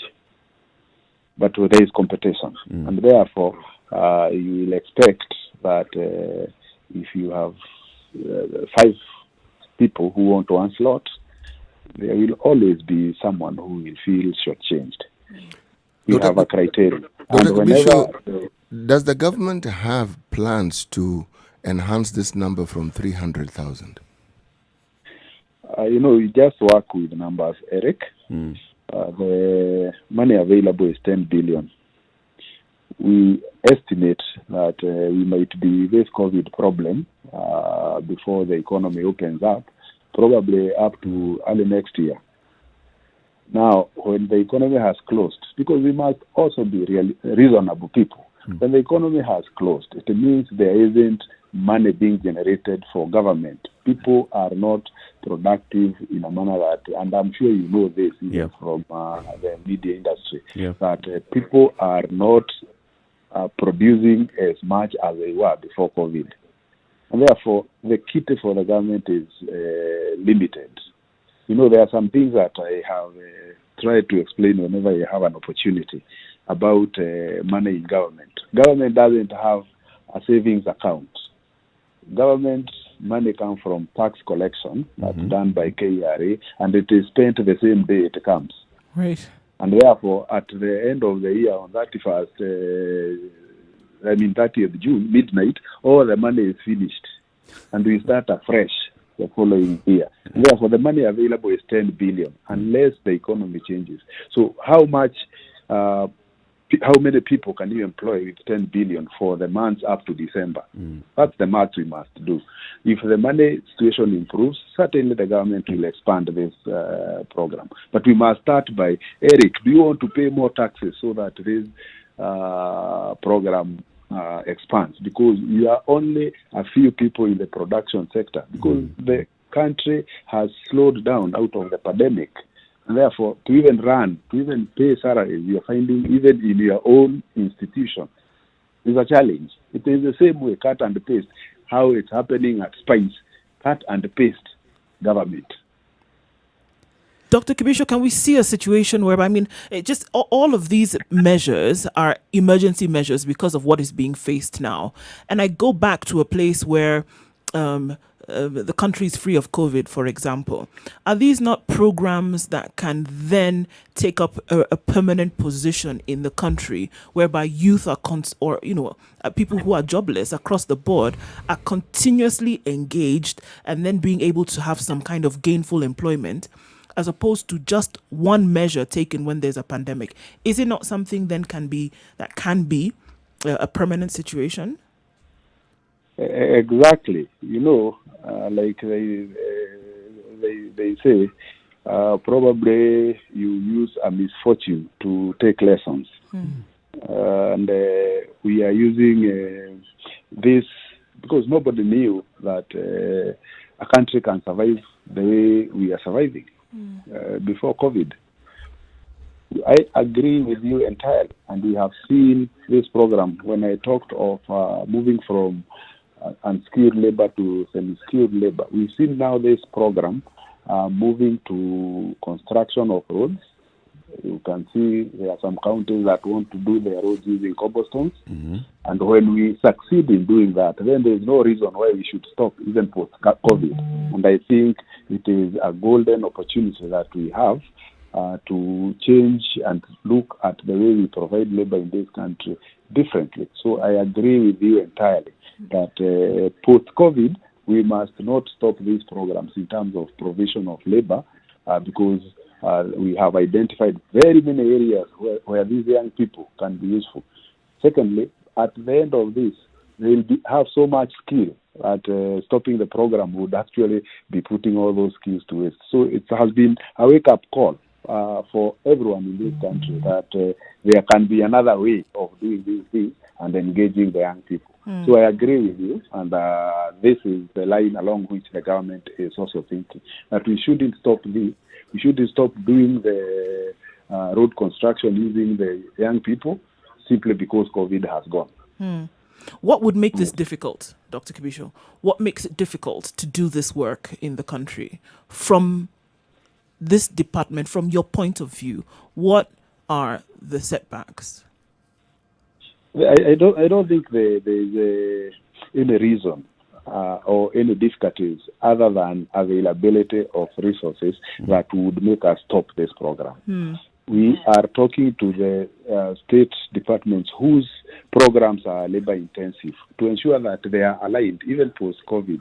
So this COVID has provided us with an opportunity to see, come on, there is another way of doing these things. There is another way of engaging young people than just expecting them to be employed in white-collar jobs. And I think it is certainly a program that is not going to die away because of post-COVID situations. And I think there is no difficulty that we are overseeing other than change of policy. And that is the work of government. And these policies are being discussed, and they will be aligned to the functions of every state department.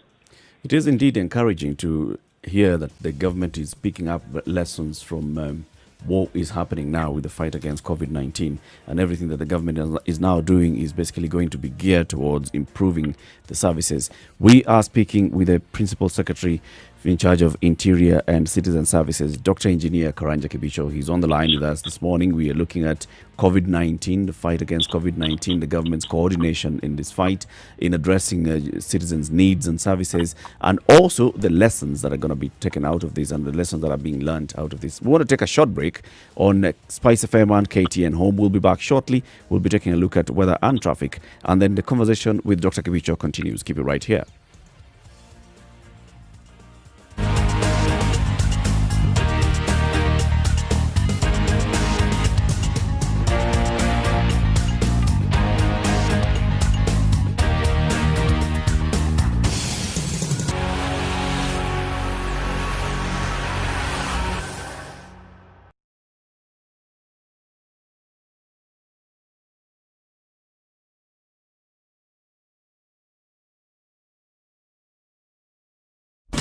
Classic soul, R&B, smooth jazz, neo soul, and nostalgic ballads. Make some noise. Yeah! You're listening to Spice FM.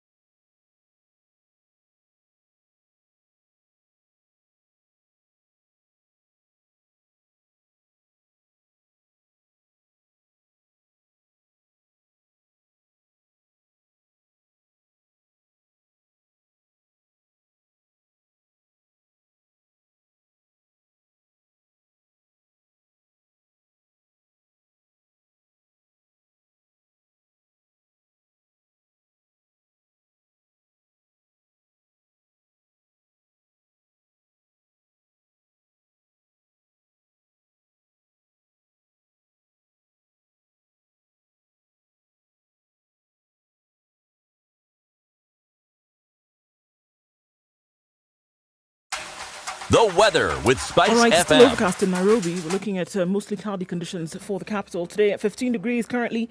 There's a chance of rain later with highs of 23 and lows of 14. Nyeri is mostly cloudy at 14 degrees, highs of 21 and lows of 14.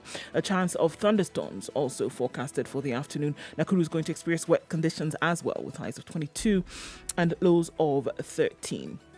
Eldoret is mostly cloudy this morning, highs of 20 and lows of 12, also forecasted for thunderstorms later on in the day. Kisumu is clear this morning at 19 degrees. It'll change later though. Cloudy conditions will change to rainy conditions, highs of 27 and lows of 19, where Kakamega is partly cloudy at 16 degrees, highs of 24 and lows of 15 with rainy conditions later.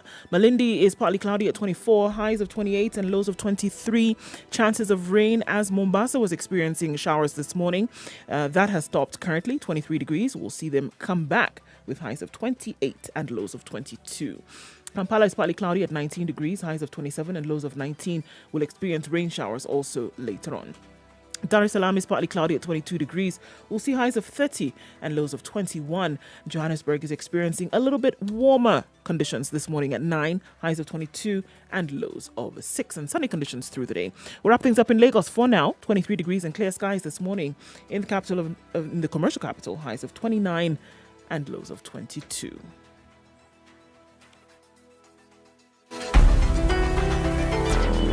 Traffic.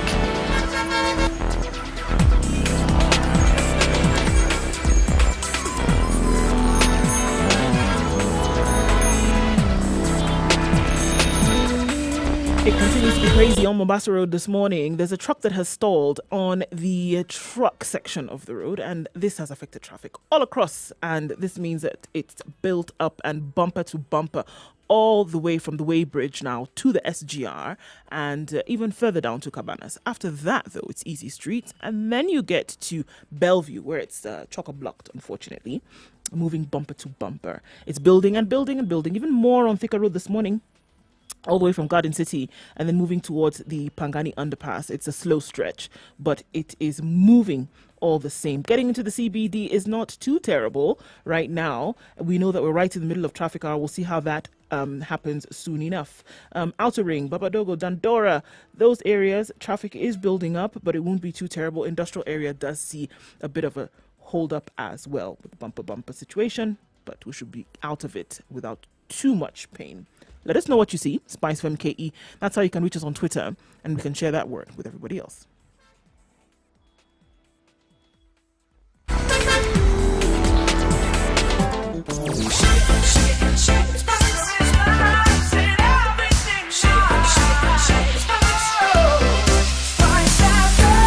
spice up your life. Mature, intelligent talk every morning. Spice up yourself.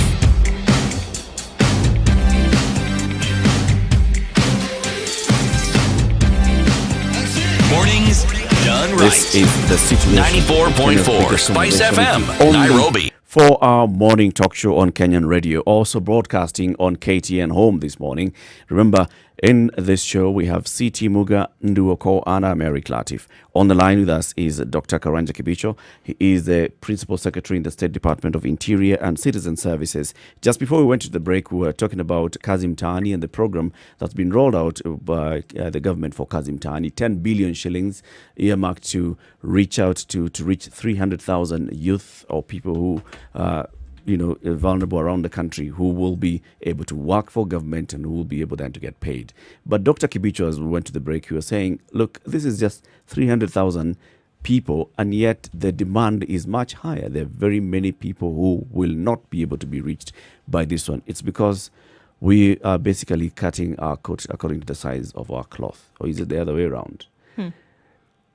What do we do with the other 700,000, just assuming that, using just a round figure of a million, what do we do with the other 700,000 who are not going to be able to access this stimulus package from the government?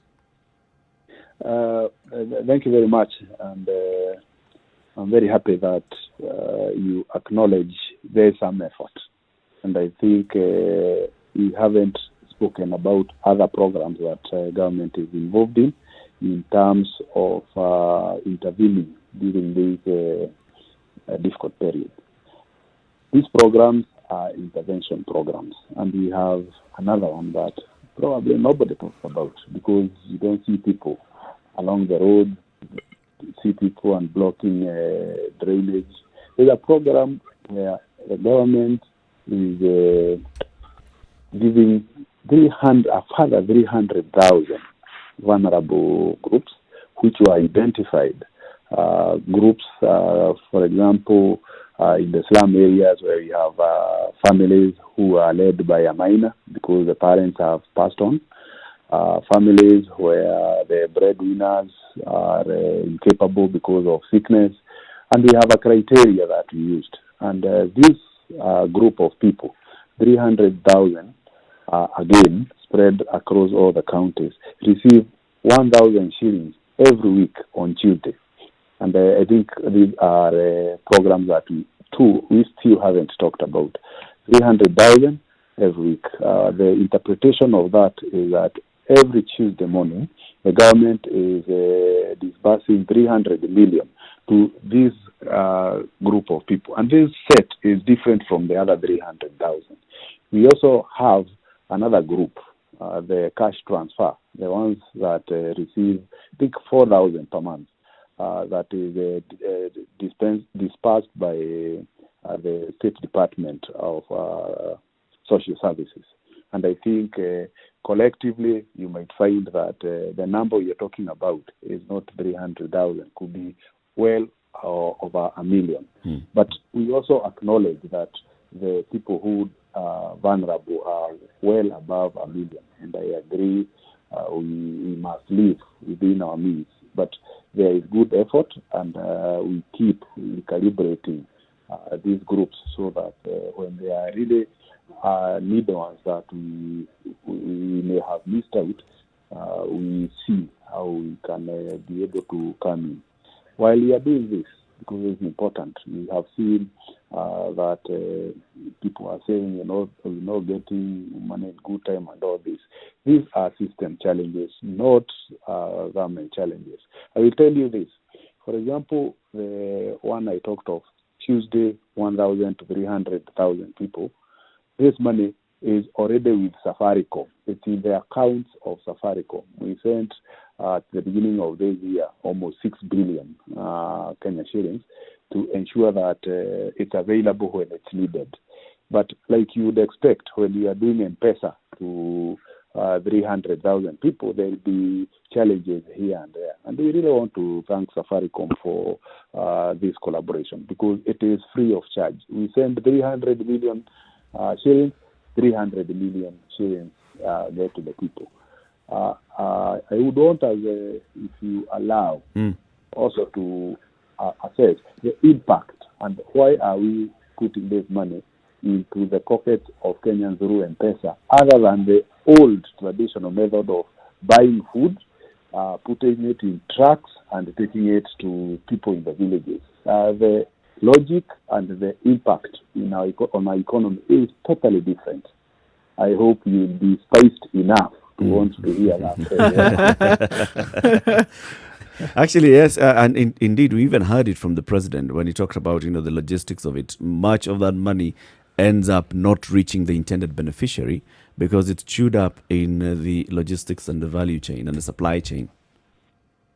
What used to happen before, we would have a situation, probably there is drought, there are floods, and we advertise and say we want to give food to the affected. Then we would get people apply, tender, and buy maize, buy beans, sometimes spaghetti. And we always got it wrong. Because who told you people want to eat maize? Who told you when they are exposed, their problem is spaghetti? Yeah. And what we decided is, why can't you use the same money, put money in this guy's pocket, the same amount, and let that person make a decision of what to eat that day? It has more dignity and it has more impact. What I'll tell you, because we run these programs, 20% to 30% of the money previously when you are doing food distribution goes to logistics. So if you have 1 million shillings, you are sure 300,000 is going to pay trucks, pay logistics and all that. But now what we are having with the collaboration from Safaricom, 300 million shillings get into the pockets of the people as 300 million shillings. And the impact is this, Eric. Before, when you are going to do tender, who would get the tender for supplying maize? People who are connected. Eric, P.T. Muga. No. People with means. Not necessarily people with connection. But what is happening today? When you get the 1,000 shillings, which cumulatively the same money would have gone to tender, it goes to the lady in the kiosk who is selling skuma wiki, because that's what you have chosen to take that day. And therefore, the distribution of this money to the economy is so magical, you can't believe. We did a survey in Kibra when we distributed 1 million shillings, and everybody that night was very happy, because the guy who does a barber shop has got someone to shave, the guy who sells metura has someone to buy metura, because people are making choices about how they spend their money. And I think this is something that we as a country must see as a new lesson and embrace it. Dr. Kibicho, something that has bothered us in this studio for the longest time is there are all these initiatives. There's even one called Generation Unlimited Platform and others that people don't know about. Why is it that the government doesn't go out on a blitz, and why doesn't it let people know about all these wonderful programs that they have? Because we try everything to, like these programs, we try everything to, first of all, I don't go to defensive myself. We should do better in terms of telling Kenyans about these programs. But we also know, the three of you, that the topic we are having is not as enticing to the ears of people compared to if we are talking about how Senate was voting yesterday, or who fought who where. That's more interesting to the ears of our people. And therefore, most of these things that we continue saying, development programs, how many people even know the kind of work we do at the framework that the president put the other day to unlock government development projects, which we have unlocked in their thousands. When they are unlocked, it means they are continuing, people are getting paid, and the money is circulating. But how many people want to hear that story? It's boring. But I agree that we should do better. We should be more interesting in the way we pass this message. But I can confirm that we have hundreds and hundreds of these programs that are running across the country. But there's something there in terms of hopeful giving of what it does for Kenyans. If they would understand that there's a lot of this that's going on, there's I see it as something that would ignite something else in another person. In terms of hope for their own country, if they know that some of these you're talking about hundreds of development projects being unlocked. If people know that this is going on, there's something that it does for them in terms of giving hope, in terms of igniting hope. So it seems like it's something that you would want to shout from the mountaintops that is being done. I agree with you, and you still go back to how a human eye sees. I don't know whether you have passed through Limuru Road of late to go to Gigiri, any of you? Yep. Yeah. Yes, we have. I'm sure you can't remember there is a very beautiful road that has been built there. Mm-hmm. But once you pass the road and there's some narrow strip and you hit a small pothole. You remember the pothole. You forget all the beautiful road you've driven into and you say this government only has potholes. Yes. I think we must, first of all, as Kenyans, collectively become more patriotic than we are and start seeing government for what it is. Government exists for nothing else other than providing services to its people.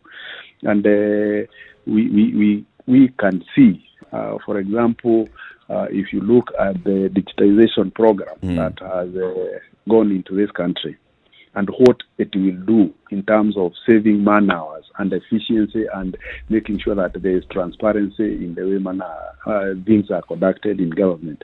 Nobody quantifies this, but we will keep talking about them. Probably we should up the game in terms of communication, but I just want to pick just digitization program, for example.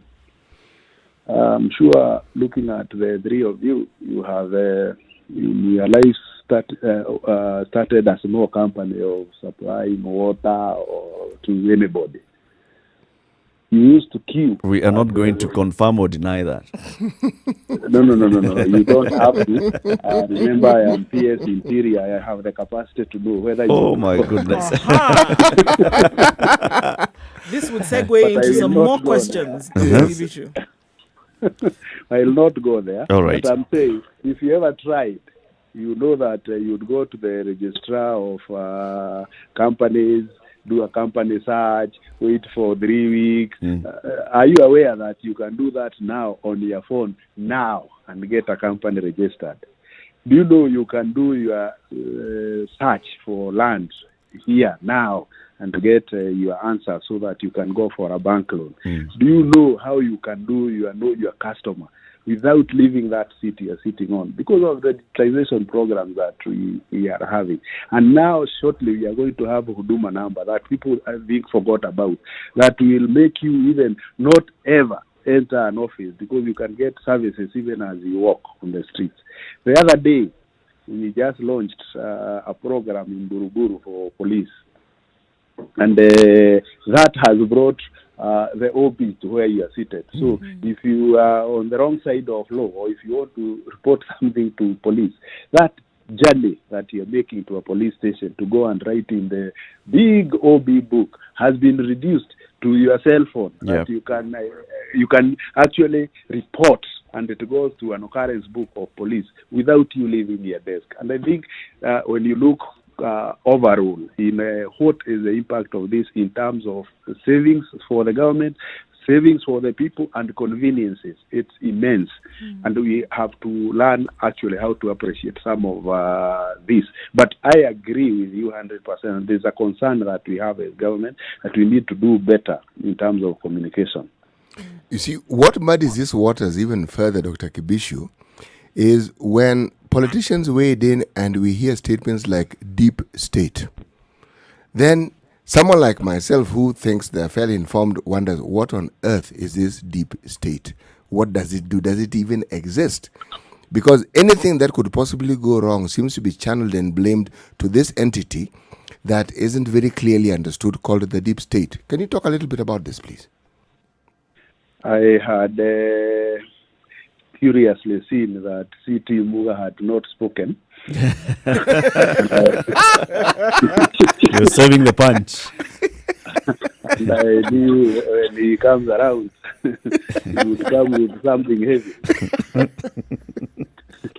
You know, there are very many things that we keep hearing and also wonder what they are.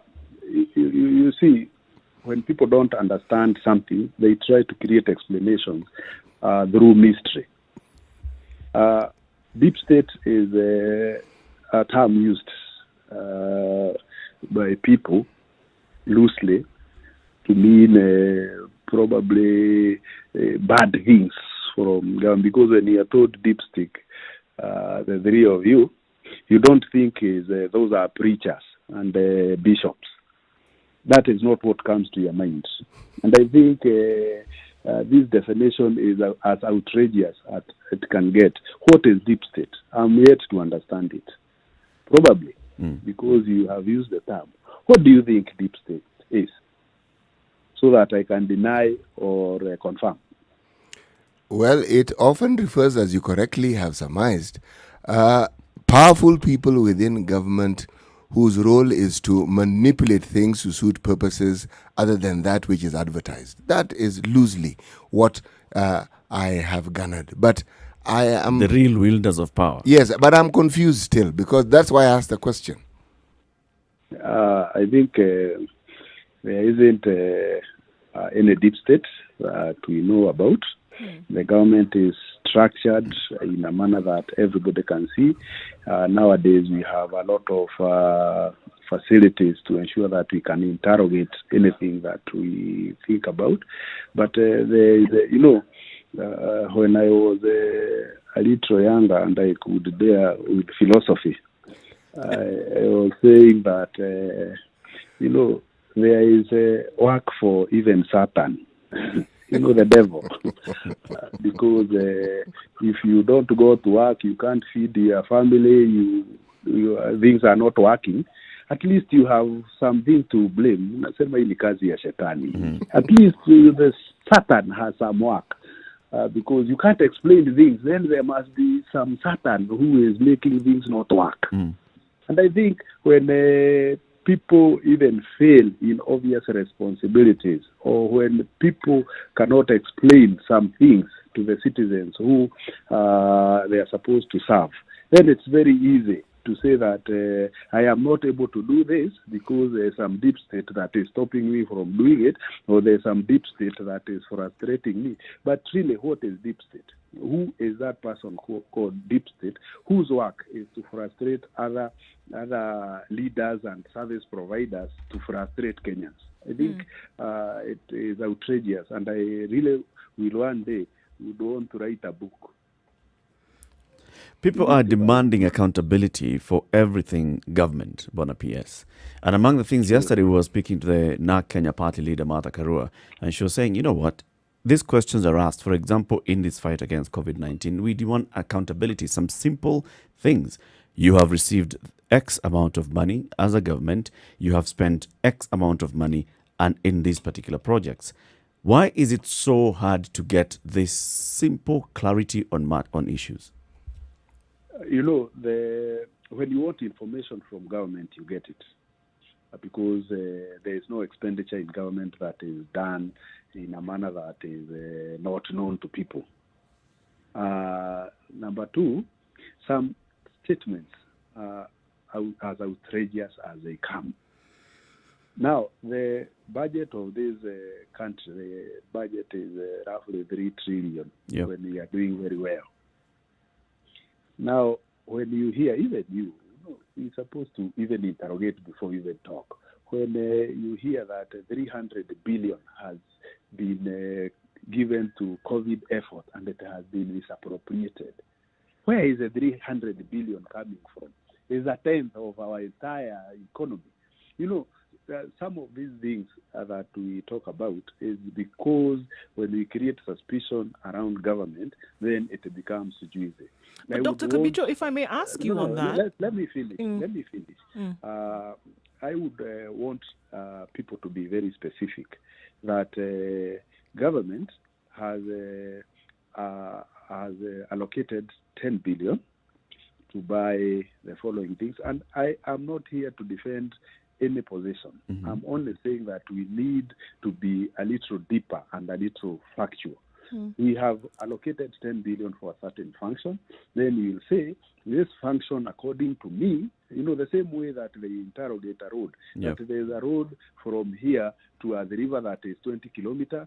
You go to the books and find it has spent 20 billion. Then you divide 20 billion by 20 kilometers and say, we think that this road is overpriced because the price per kilometer is $1 billion. But the way we talk is as if there is some 1 billion spent on that road and your mathematics don't tally, then the 1 billion didn't build a road.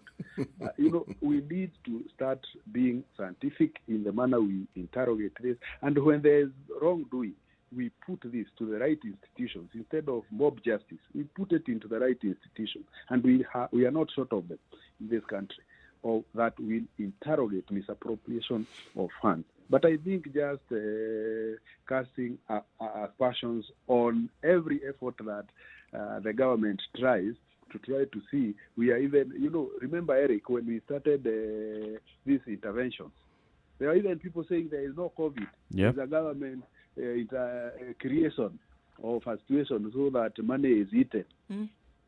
Where is this money eaten? You see, Bonapies, this is coming from... I think this is an indication, Bonapies, that you have a population that does not trust the government. At what point did the government lose the trust of its people? I think I would want you to do a survey across the world of citizens and their government. I think because government exists to provide services, there will always be a reason why a Kenyan is or a citizen of any country is not happy about a service.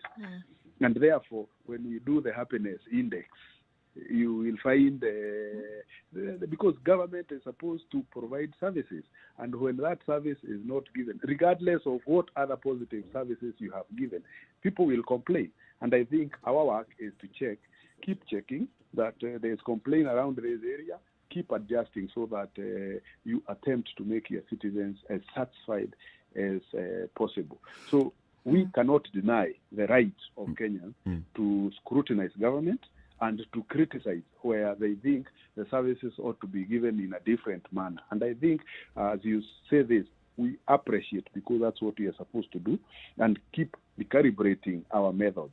But we also call the same responsibility when you are, so that we are factual. I'll tell you this, the three of you. We have a forum called Mulika, where citizens report. And we get thousands of reports of people committing crime and all this. Some as inactionable as they can get. When a person tells you, tuko huku Kiambu, na kuko na waizi wanaiba. So where do you go to solve that problem? I think we need a responsibility ourselves to make sure that even as we put government on its feet, we are putting government on its feet in a manner that it can identify the problem and solve it. But we welcome criticism, and we welcome the scrutiny from the public, because that is what we are supposed to do for people, provide service. But I agree, sometimes when the bigger bulk of the people are unhappy, then we have to sit back and check why are these people unhappy and continue making sure that we readjust. We hope even with the digitization program that it's going to be easier for people to engage with the government, for people to ask questions, then they'll be more specific, for people to get answers for specific questions or even raise specific concerns, and that the government then is able to even interpret what the people are saying. We thank you very much, Dr. Karanja Kibicho, for speaking to us this morning. We know that there's a lot that you'd like to tell Kenyans, but just take 1 minute to give a message to the people of the Republic. This is our country. We only have one government. We only have one country. And I think how comfortable and how well we live in this country depends on what we want to get from it. I call upon my fellow Kenyans that we start creating positive mentality so that together we can build this country. The institutions that we have, those are our institutions. And when they are working, we are all happy. When they are not working, we are all frustrated. So we try as much as possible as Kenyans to ensure that we support the functionality of these institutions. I will just end with one that is very popular with Kenyans called the National Police Service. It will be unfair for me not to say this because we keep criticizing. We keep saying that these fellows are not as slim as we would want to see them, like the Singapore ones. But I want to remind ourselves, today we have slept comfortably, we have woken up, the three of you in the studio having come safely because of these people. They sacrifice their lives for us. And as Kenyans, it is our responsibility to ensure that because they are our sisters and brothers, we also support them so that their morale is also motivated, and we ensure that that they give us the best that they can. Lastly, I call upon all of us to be responsible, know that we have COVID, know that this is not fake news, like you had said earlier. I'm sure everyone in this country now knows a person who has been tested COVID positive. We start now perpetuating positive messaging, ensuring that the people who have regrettably turned positive are not stigmatized and looked at as if they have leprosy, to treat this disease as a normal disease now, that when you are positive, do what the doctors are saying and you will be well. The fatality is only at 1.7%. Thank you very much. Asante sana, Dr. Engineer Karanja Kibicho, PS in the State Department of Interior and Citizen Services. An hour is not long enough, so will I invite you again for a phase 2 of this conversation as well, and hoping that we are soon able, with the help of our government, to beat COVID-19 so that you can now come and join us in the studio and have this conversation with us right here. I'm here for you, Eric. Asante sana, and Asante have sana. a good day. Thank you very much, sir. Time for a break at 2 minutes to 8 o'clock. You are watching Spice FM on, you are watching the Situation Room on Spice FM and KTN Home. We'll be back shortly.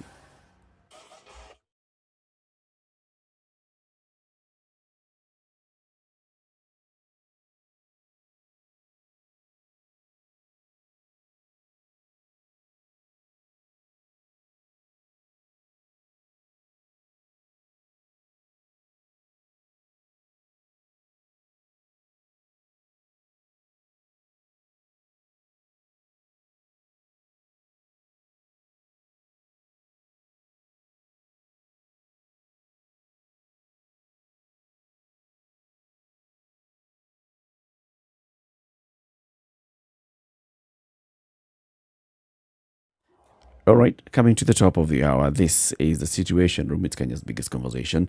And as we come to the top of the hour, now we're going to change our discussion in the next hour, right? We'll be talking about dead capital. So, CT, you can remind us today's proverb. People who drink, and the reference here isn't to tea or water, it is to alcohol, to drown their sorrows, should be told that sorrows know how to swim. You will not drown them. Do sorrows get drunk? That's my only concern. Well, why don't you Try. Yes, and see how your sorrows function. I'd say the sorrows still get out of it alive. They get as much of a hangover as you do, the person who's drunk. This is a Situation Room, Kenya's biggest conversation. Remember, we broadcast in Nairobi, Mombasa, Kisumu, Nakuru, Eldoret, Nyeri, Malindi, as well as worldwide on Spice FM, KE, Facebook, YouTube, and Twitter, and also this morning on KTN Home. Good morning. It's 8 o'clock.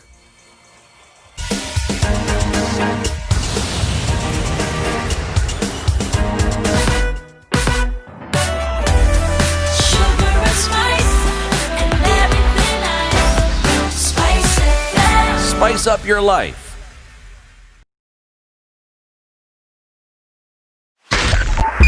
102.5 Spice FM, Kisumu. So Mombasa Road is still from the SGR and even further down towards General Motors is an absolute mess this morning, and everybody saying that it can be seen as a hot spot for traffic every day. And we hope that this will not be as crazy as it has been over the last couple of days, but this we're going to have to watch and see. Coming out of industrial area and then getting into the CBD, not too terrible. Right around Lunga Lunga Road and then Road A. There seems to be some problems today. Moving very slowly, and we know there's all sorts of construction going on all over the place. So approach with caution and know that you may get stuck and need to have some time on your hands. Thika Road coming into the CBD, as usual, is building up and has continued to be a bumper-to-bumper situation for some time. And then into Westlands and out of Westlands into the CBD, where we're going to have a slowdown, is Uhuru Highway. But we'll take a look in a bit. Spice FM KE, that's how you can reach us on Twitter. Let us know what you see. We're all trying to get each other moving this morning.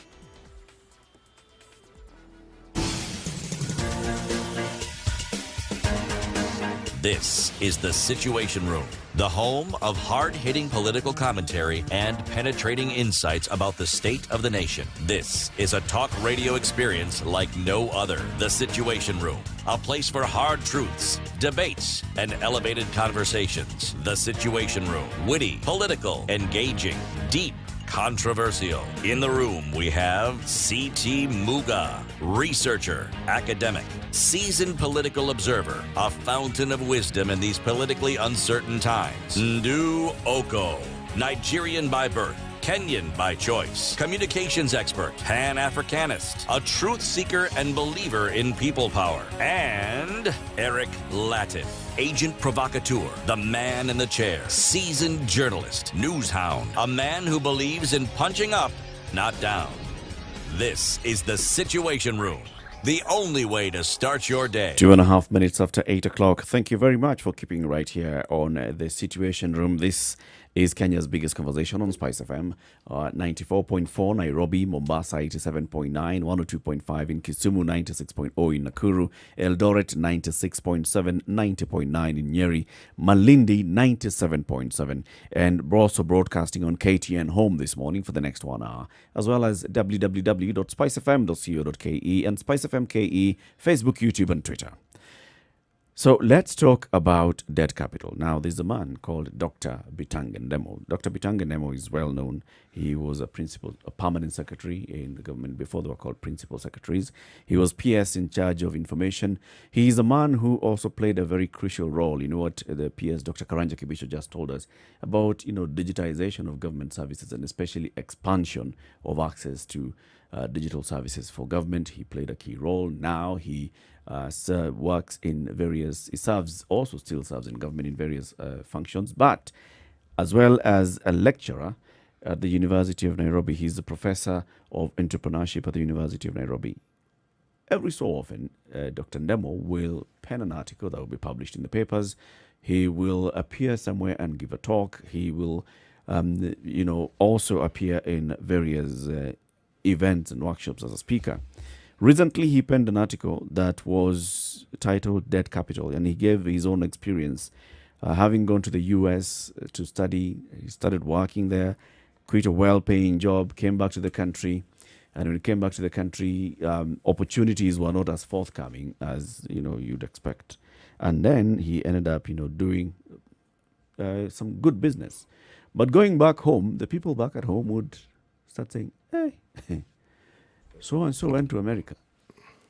He came back. Now he's selling vegetables.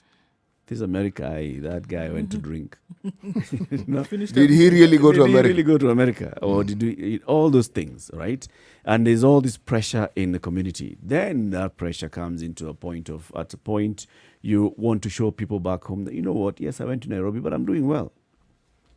So your neighbor or so-and-so wants to sell a piece of land. Who do they call? They call so-and-so who's in Nairobi.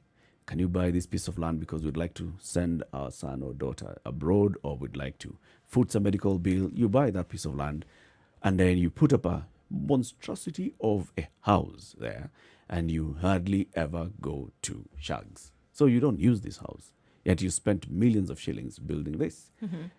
Back in Nairobi, you are struggling paying rent. You are struggling to pay school fees for your children. You are really running around chasing your own tail. Dr. Bitang and Nemo is saying, look, our culture, because this is culture, pressure from a culture, is making you do those things. But in reality, you are still suffering. And that's why he calls this dead capital. Anyway, introducing, this is my interpretation of what I read in Dr. Bitang and Nemo's article. He's on the line. Dr. Ndemo, good morning. Good morning, sir.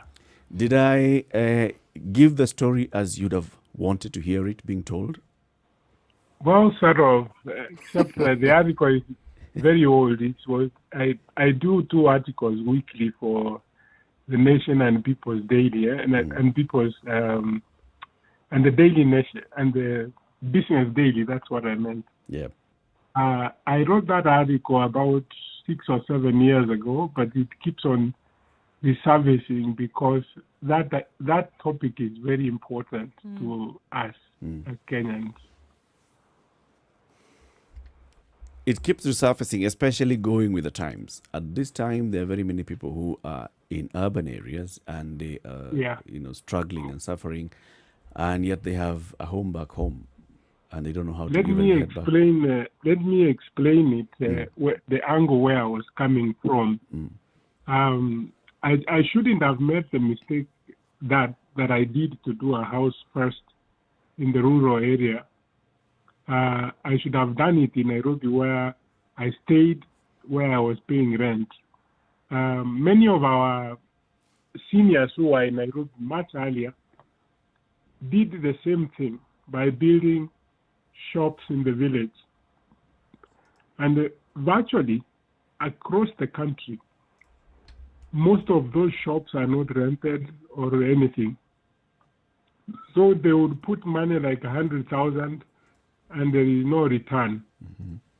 So the basis on which we should be looking at investments, either building your house at home or a shop, is the return that you would make. Usually we say in real estate, you should get a payback within 8 years. And I know most of those shops, it will take 200 years before you get a payback. You will not be alive to benefit from the proceeds of your investments. And so I made a mistake, and it's completely dead capital. But in total, we could have put almost 20 billion US dollars, that is 200 billion Kenya shillings, into dead capital. You have seen every village has shops, and nobody's in there. I mean, from the time you finish building, and if you get a tenant, you probably get a tenant who will pay 100 shillings. So that's why we need to think very carefully that if we had invested that 20 billion US dollars into a house within Nairobi, you would have actually gotten back the payback from rent, or you would be much better off. You can pay school fees for the children. So if younger people can listen, is that there are considerations that you make when you make an investment. This is why it keeps on recurring that am I really going to benefit from putting up a 10 million house in the village? Who is going to rent it? Who is going to stay there? How many times would I visit there? So it's a very important topic, especially in a developing country like ours, where culture has been dominating and making us to make wrong decisions in investments. But if you consider an earlier time when people primarily did not come to Nairobi to settle, they came to work and hopefully eventually go back home, would you then say that when they invested in a house that they believed they would retire to, that this was essentially a bad decision? Oh, let me explain that. I saw with my eyes, in 93 when I was coming here, a half-acre land in Kilelesho was 3 million shillings. Half-acre land. And all my investment, all the resources I had from the US, 4 million, I put them in the village. imagine if I had taken that 3 million out of that and bought a half-acre in Kileleshwa. Today, half-acre in Kileleshwa is almost 200 million. I'll be much, much better off because my house in Kishi is a small house. I cannot sell it even for 5 million. Actually, you can't sell it at all, really. You can't sell it at all. Meaning, I am poorer than I would have been if I had actually put the money in the city where the returns are high. My reference point was the example of a much, much, much earlier time than that, when people didn't come to big towns to settle. Let's say the 60s. And 70s. The thinking then, people didn't settle in towns. You worked in town and then went back home. In fact, your family lived in the rural areas. Yes, you were the one who moved from place to place. That was a cultural aspect. That's why I'm saying our culture is not right in that space. You need to bring your family to where you are living. If you look at the music at the time, maybe from 60s to 70s, zilizopendwa, the kabakas. Yes, how people came to Nairobi wakapotea, Makarani wakapotea. Those were pain points the families went through. When you left your wife for 5-7 years, you have never showed up in your rural home. So that's why it's important we say where you are living, where you are staying is your home. Whether I am in Wundanyi or Mombasa or Nairobi, and that's how we should look at our lives. Indeed we should, but is that how Kenyans actually look at their lives? Well, the aspect of prestige, amejenga nyumbani, if you go to run for elections, the first thing they say, akona nyumba nyumbani. But what they should be looking at, does this gentleman or lady have interests with his people? That is different. That means that whatever little resources you had, you invested it somewhere wisely, that if it increases in value, then later on you can go and build that house that the society wants. Why do you think this is? That there's still, even till today, let's look at COVID and what has happened in the last couple of months. What is the first thing that people wanted to do? They wanted to, if they were going, they wanted to go back home. If people wanted to, if they had to stay in the city because of a job, people were then ferrying their families home while they stayed in the city, for example, to continue doing whatever job that they had. So the overwhelming reality for most people is that home is where you hang your hat, as you know, as it's said. So it's still that. Where the consequences of separating the family is what we have never analyzed. You stay here in Nairobi because you want your family to be safe in the rural area. They start drinking changa, you never recover those kids, or they do other things when you are not there as a parent. So there are consequences in every action that we take. It's just that we don't evaluate those consequences. And you see parenting, it's because we don't discuss it. Parenting is very complex, and the homes where the parents took care of their responsibilities, you can see the investment in their children when they are mature. So because we are blaming, right now we have a crisis of mental health.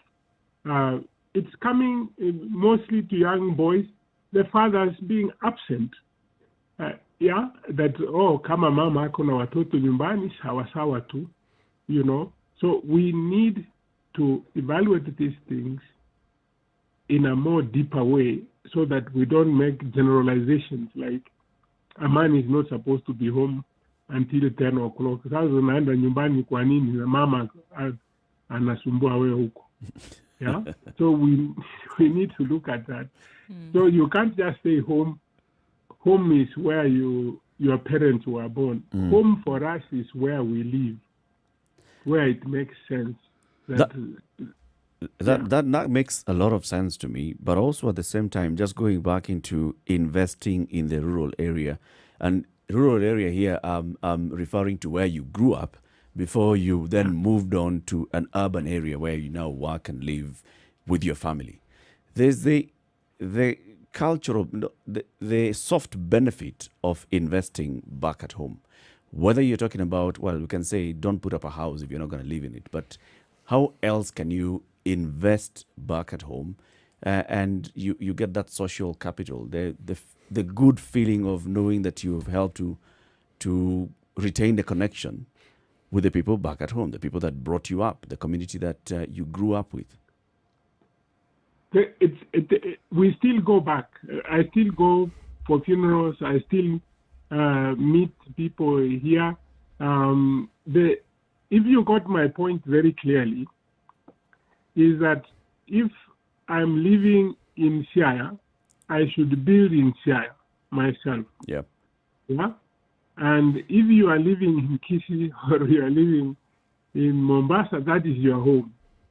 The rural area will be developed anyway if we had the freedom to do that. The reason why we are stuck with tribalism is because we have created reserve areas. I can't invest here because this is a place for Kipsigis or this is a place for Maasai. We need to change that mindset. If I am posted in Kajiado and I'm working in Kajiado County, that is my home. That is, I should build there. That is now building a future society that is more united, and that we can discuss much later, because what is happening, China is one, but there are multiple thousands of tribes within them. They are one because the numbers make them powerful in terms of global discussions. As we have divided ourselves to the point now we are saying, I want to be governor, and the governor and the county should be countries. We undermine ourselves. We cannot even negotiate as Africa. So that is why we are poor. We are poor because of cultural practices that bring division, and the people begin to look at a small group that has no power in terms of negotiation and stuff. That's why Europe is fighting to come together to create substantive number. US is large. They want to remain 50 states and have those numbers. Professor, everything you're saying is actually true. And I personally believe what you're saying is true. But if I understand what we're talking about here, it's something fundamental. It's called the psychological needs that people have. Ideally, I should be able to live anywhere in the country, build anywhere. Ideally, it should be so. But have we actually gotten to a point where any ordinary Kenyan has gotten to the point where they can detach themselves from what we call the so-called ancestral home? Has that detachment actually taken place? You don't detach. Let me tell you the benefits, why I'm arguing this way. And actually, you would see the point.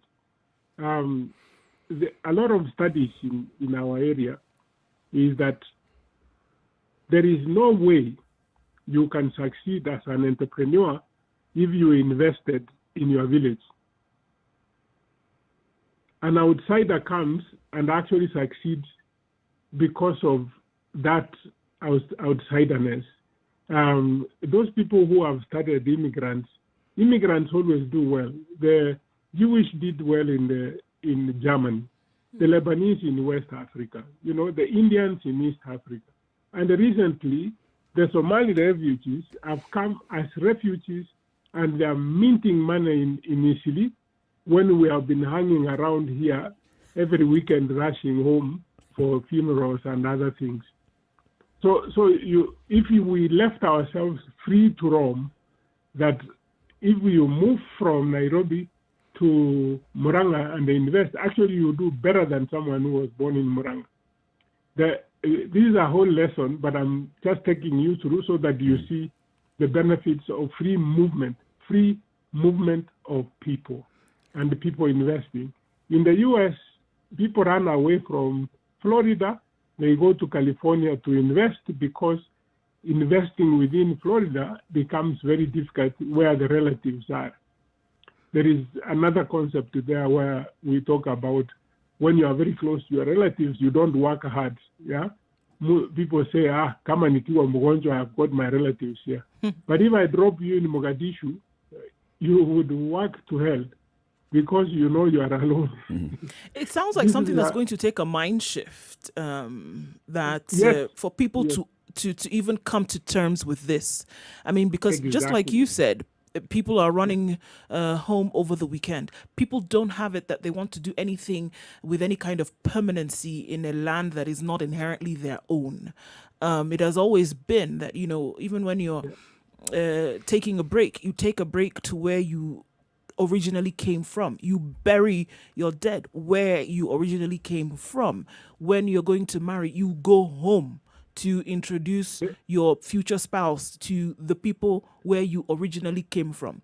So it sounds like hundreds of years of cultural practice that would need to be changed in order for a new order to take place. Changed or adjusted? The discussion we are having, if I bring home the points, then you see people will begin to see. The white people displaced the Kikuyu people, isn't it? Yes. And displaced them from what used to be the native land, Kiambus and other places. And that displacement actually made most Kikuyus very good business people. To the extent we were saying most Kikuyus are actually anybody who had a Kikuyu name, we assume they were entrepreneurs. But look at what happened. The Luos who shifted to Mombasa, they became very successful entrepreneurs. Because they shifted from home. Look at those who moved from Murang'a to Nairobi, created mega businesses here, empire. And if you compare those who remained, who used to come from Nairobi, go to Kiambu and Wamarakaa Nyumbani, they remained poorer than those who moved completely from Murang'a to Nairobi to do business. It's just that we don't discuss it. People don't study, or people write papers which you don't see as news people to discuss. This is what would change. Or look at the Kisis who moved to Ngong, that they dominate the Matatu sector in that space. They didn't have land. They were forced because land was not available anymore.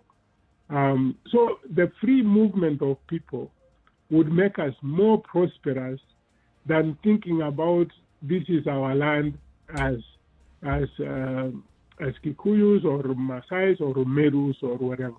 So there's another side to that argument, and we'll come back into that, and in saying when you say that people have moved and then they go and stay together in a new place, forming a new community, then you can track the prosperity.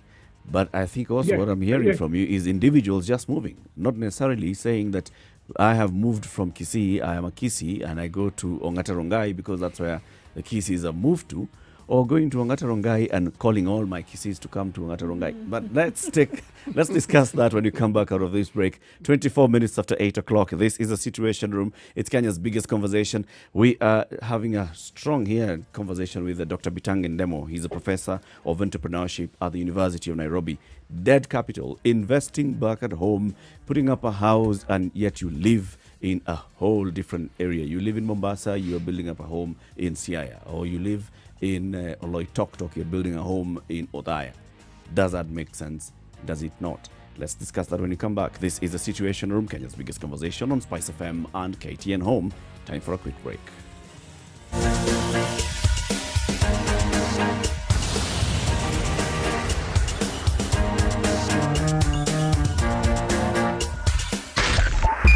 Spice FM, Nyeri.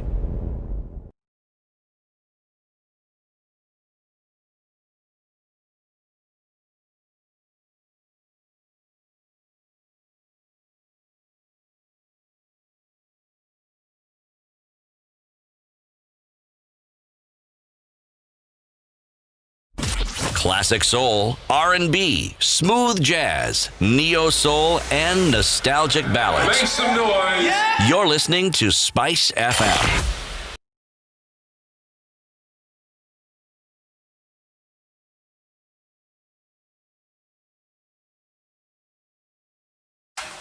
The weather with Spice 16 FM. degrees in mostly cloudy in Nairobi. We will see highs of 23 and lows of 14 today, and there's a chance of showers. The sun is peeking through those clouds. In Nyeri, 16 degrees and mostly cloudy as well. Thunderstorms are forecasted for the afternoon with highs of 21 and lows of 14. It's 22 degrees, the high that we will experience in Nakuru today, lows of 13 with showers in the afternoon. Eldoret is already experiencing light rain showers this morning. Intermittently, however, we'll go into thunderstorms later with highs of 20 and lows of 12. It's partly cloudy in Kisumu at 22 degrees, highs of 27 and lows of 19, where it's promising to be a wet afternoon as well.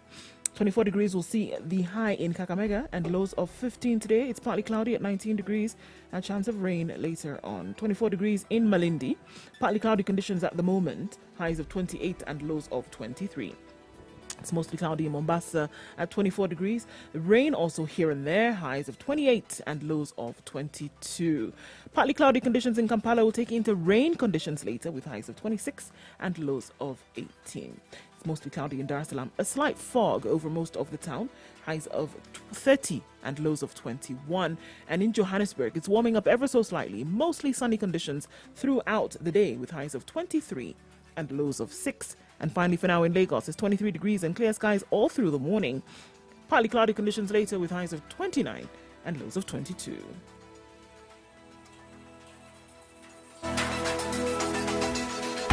Spice FM. Spice up your life. Okay, let's look at Mombasa Road, where it was a clog up just a while ago. It still is, for your information. And that is going to take us probably well into about 9 o'clock. Hopefully, it will not be as crazy. I keep saying that. Hopefully, it will not be as crazy as it was yesterday. But we're going to have to keep an eye on that. If you're approaching Mombasa Road, approach with caution because you don't know what you're going to find. The southern and eastern bypasses, for now, don't have too much drama. So you can use those at the point.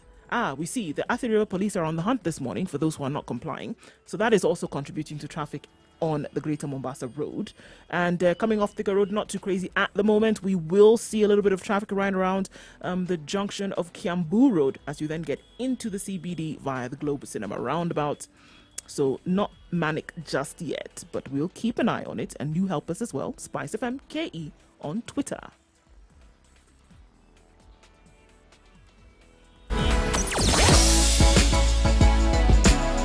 Spice and everything nice. Spice FM. Spice up your life.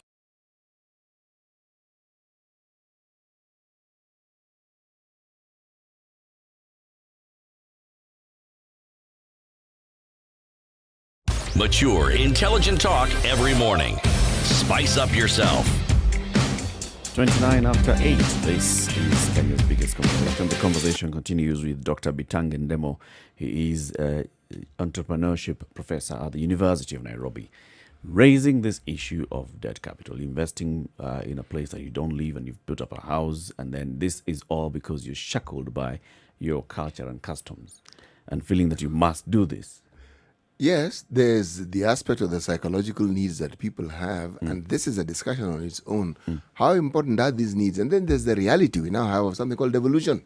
See, previously, anything in the rural areas was really just that. In the rural areas, the value aspect of it was dismal. But devolution has changed that, not altered, changed. Yes. Which means what? There is more money in the counties. There's more demand for this land, which was previously just ancestral land or just land in the rural areas. And there are more developments that one sees in these counties and in these rural settings than were previously seen, simply because of devolution. So even as one builds at home, there has been a change. Those dead shops that the good professor has spoken about, yes, they were probably dead for a very long time, but with the devolution, they may not necessarily all have remained dead. Is that really changing, City? I mean, does that justify you going to put up an investment that it's not a home, for example, is not an investment, or this particular shop, so everybody comes and puts up, now they're putting up, all these high-rise apartments in the rural areas, and yet you live in Nairobi, you're paying rent. Eric, This thing is not giving you the returns immediately. There's a point I'm raising here. When I talk about psychological needs, I'm talking about something like prestige. I'm talking about the need for you to be recognized by people whose recognition you consider important. All these things form a very, very fundamental core in our beings as human beings. And it also determines a lot of the things that we do. So we can't wish it away.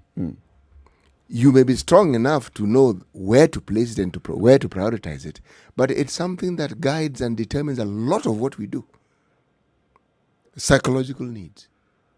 Perhaps what the good professor is saying, we need to question these psychological needs. We should. And the benefits that we accrue from this. We should. So just because people in Shags, when I go to Shags once a while in Christmas, they'll be saying, oh, so-and-so has come back home, Eric Karibu Sana, and because you put up a huge house, of what benefit is that? Is that maybe the conversation that we should be Start raising? with going home for Christmas and then ask yourself, why do you have to want go home for Christmas? You have a whole year. Why don't you go home in the process of that year? Why must you be on the road when everybody is doing the same thing as you? There are traffic jams. There's all sorts of congestion. Why? Connection with the family. Precisely that. The psychological need is just as important. This is what I'm trying to say. Is there a place for this, Dr. Ndemo? I think what we should say that devolution was a reaction to failure of statehood. If I felt comfortable living in Kajiado and not isolated, devolution would never have come.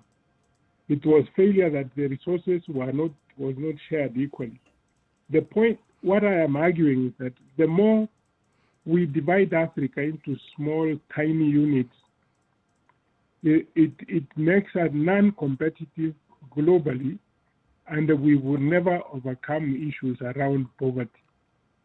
Because, as I told you, China, they have bitterly fought among themselves internally, but they know that remaining as China with 1.5 billion people, there is that benefit of the numbers, where innovations, research, whatnot, everything, the market becomes so big for you. Here, we cannot sell even maize to Tanzania, or we can't sell even soap. Sometimes they close. Now we have gotten into the counties. Everybody is talking about the funds flowing. I don't blame them because the nation failed. Now the flow of funds to counties, every small thing you are told there is progress, but it has killed small enterprises across the country. To move something from Makueni, you are going through Machakos and Nairobi. You see people with blocking the road to charge you cess in every point. Now, soon we are beginning to say, this is completely nonsense. For our children to get jobs, we must create enterprises. Those enterprises must scale. They cannot scale if we are looking at Machakos County, that this is home. They would only scale if we had a nation bigger and if we had a continent. That is why Africa Free Trade Area, which still it is in nascent stages and every country is closing the borders. The reason why America succeeds is the numbers. The reason why China succeeds is the numbers. The reason why India is beginning to rise is because of numbers of people. India has states, but they have relaxed a lot of rules when it comes to enterprise. So we should not be defending things blindly that more money is going into the counties. We are seeing even more stupid investments in counties. Yeah, Like look at there's a new hotel, I think, which is built in Machakos. There would never be a payback. If you put 1 billion in Machakos, tourists don't go there. You can't show Manyama.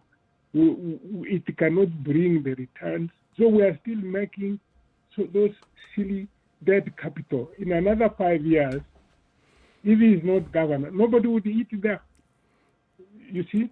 And that's all money which would have actually gone into something into else. creating What else would it go to? more I wealth. think if you look at it from, maybe there are those who would argue, if you look at it from an angle where you're expecting that it's foreign tourists who are going to come here, then maybe not. But if you look at providing a service that is needed now, and maybe there's a market for it now, looking at other businesses around there that are providing the same service and they have thrived, then you could say there's an argument for that. I mean, what I'm hearing you saying, Professor, is you first of all need to really interrogate before you put money into some investment in thinking how long is this going to take before I get a return for my investment. And a value proposition, that there is value in this. Kisumu, you are beginning to see many more hotels. Yep. And I've written about it. It has the lake. If they had gaming around the waters and whatever, it can still take more. Makes sense to invest in a hotel in Kisumu to become a new tourist location. I cannot, even if you gave me free 1 billion, I cannot put that in Kisi, because you would only get teachers who will come to drink at the end of the month, and the rest of the days there is nobody patronizing that hotel. No, Professor, the point you're making is an extremely valid one, but I want to go back to what I was saying. You see, someone who's entrepreneurial and thinks in terms of business and prioritizes that thought process will agree with you 100%. And even someone who doesn't will see the point that you're making. But is that what determines what we do? Do we make business decisions purely for business reasons, or do our psychological needs always get infused in our business decisions? You know, before, we used to call white elephants. Someone steals money and they put some mega thing, and you see it run down because nobody's using it. And the hotels is what most former politicians use. We have a hotel in Kisi which was put up. I don't think anybody slept there even one day, because it was out of the town. It was inconvenient, and probably billions of shillings were put into it. And I'm saying this would have actually made much more sense if we had built an industry to process either bananas or process tea or coffee, so that we add value to our own agricultural produce. That would have made sense, because you process and ship out to sell. That's why I'm saying we should think, what contribution are we making to our people? Is it just prestige to buildings, or we do? I would rather pay school fees for 10 kids in secondary school than put up a house of my own, which is 50 million. It can't help them, it can't help you. And somebody who thinks would say, this is really nonsense. The kids here are not going to school. And I think, Prof, you're still not answering what CT is alluding to, which is what else has contributed to that decision, the psychological aspect of it. But before you answer that, let's also hear from Victor. There's a caller, Victor, calling in from Nairobi, and he'd like to ask a question. Victor, good morning. Yes, thank you so much. I've been listening to this, and before I make a point that I wanted to make, I wanted to ask Prof, does he have a home in Kisi? Or when he goes back to his country, does he sleep in his mom's house or in hotels? And then I fully understand the Prof, and I've read that article, Dead Capital, and I argued with it very, very harshly. I agree with your colleague who is saying that actually psychological needs that you can't just quantify to be. The colleague is called C.T. Muga. C.T. Muga, yes, C.T. Muga. I fully agree with him. There are things you do not because they all make business sense, but you're actually satisfying a higher psychological need. So what maybe Prof would argue is that do not take all your savings and put up a 10 million home, and then you remain with nothing. maybe then invest, and then from the proceeds of your investment, build whatever kind of home you want in shacks. Nyachai is at home, is retired. He didn't retire in Nairobi. Kibaki is at home. He lived most of his life in Nairobi. We all need homes. He's in Nairobi where as we well. retire. Victor, do you have a home in the rural area? Yes, I do. How often do you use that home in a year? I visit home 10 times in a year. Almost every month. Yes. Okay. All right. Now, Dr. I really Ndemo, connect. Dr. Ndemo started by actually giving his own personal example, and he said, yes, he invested in putting up a house in the rural area. How often, Dr. Ndemo, do you use that house? I've slept there 4 times in the last 20 years. Where I'm Do sorry. you see the difference now, Victor? I see the difference, but honestly, we all know where we go eventually, and our kids really need identity. When Obama wanted to become president, look at where he came all the way to Kenya to look for his identity. It was very important, and it made a difference in his campaign. So it's He had a house in Chicago. He didn't build one in Washington. so it's the same issue of the psychological need. Now, Dr. Ndemo, now you get the question again. I want to know whether, are you a Kenyan or are you a Daktari, I'm a Kenyan. I come from Asumbi. Yes. Are you, now what do you call home? Sorry? What do you call home? Home is actually where I live most of the time, but also home is where my ancestral people come from, where my parents are. I have a duty to visit them. And when I visit them, culturally, I can't sleep in my mom's house. I'm married. I can't be having all my conjugal rights in my mom's house. I need my own home. And it's pathetic to do all this in a hotel. But if we had very good hotels in Homa Bay, you could go visit and sleep there to justify. If I want to take my family out, I would take them to a hotel. I can't turn a hotel into my house. So you see, there's a whole issue here, and that's where the conversation then moves into, Dr. Ndemo, the issue of the psychological need and all these other cultural needs. Victor is basically standing and arguing for the retention of those cultural ideals. Yeah, what we should talk is not psychological but physiological. Because physiological is when you are looking at shelter, yeah, food and clothing, basic, yeah. What you are calling psychology is actually an aspect where you want to be recognized, where you want to make people happy. If I may interject, Dr. Ndemo, the thing is, I'm not sure if it's really an issue of needing something to eat when you go to the rural area or having a cover over your head. It's more about the connection with your culture. And this is something that attachment, people... really. An attachment. And this is something that people do not want to throw away. Why? Because that is where they are from. It is their life. It's part of their identity. It's part of their identity. It's So what must is part this of their identity come character. in the form of a house or a shop? We should not be talking about identity when there are millions of young people going without fees to go to school and others. I would rather go there, spend a part of that money, take kids to school. That's a legacy now. So a legacy comes, people would come to remember, actually without him, so and so's kid would never have gone to school without this, without. You have a much deeper legacy. I put up a house there where I go and sleep, and everybody around is poor. When you die, they say, walienda walitengeneza wenyewe. So the person who gets proper legacy is the one who creates an impact within the society where they grew up, not the prestige to show that you're also successful.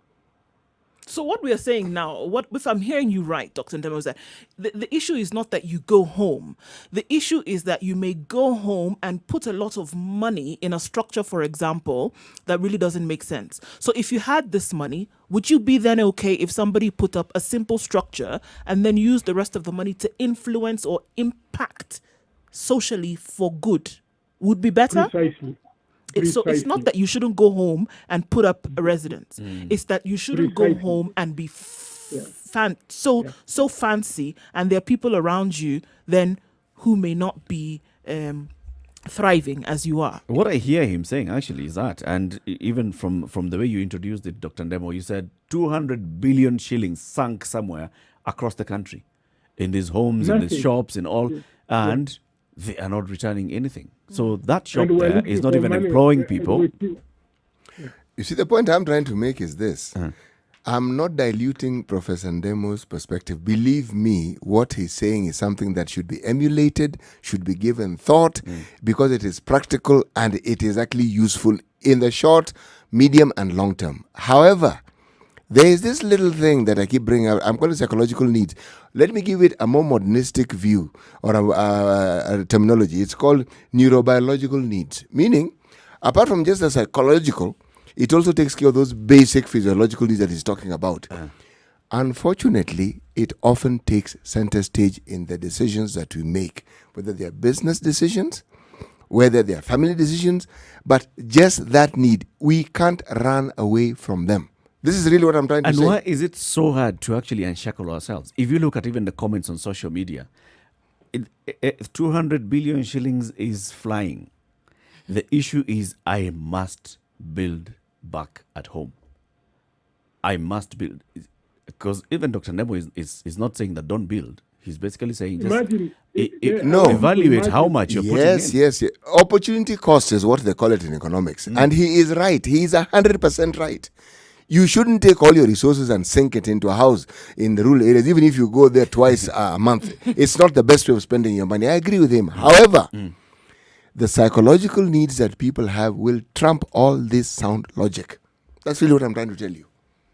Let me say one thing. Imagine Griffiths, Staré Boys, never went to his village in London or whatever that is.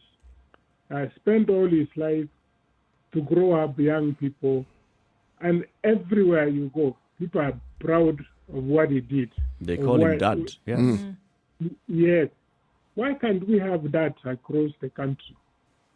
That if I have the power to mobilize resources and see a lot of young people go through school, that when you die, 10, 20 of them are saying he was our dad. That's a better legacy. I don't know whether dead people know that, than being taken home and a few villagers come to say bye to their son who built a good house.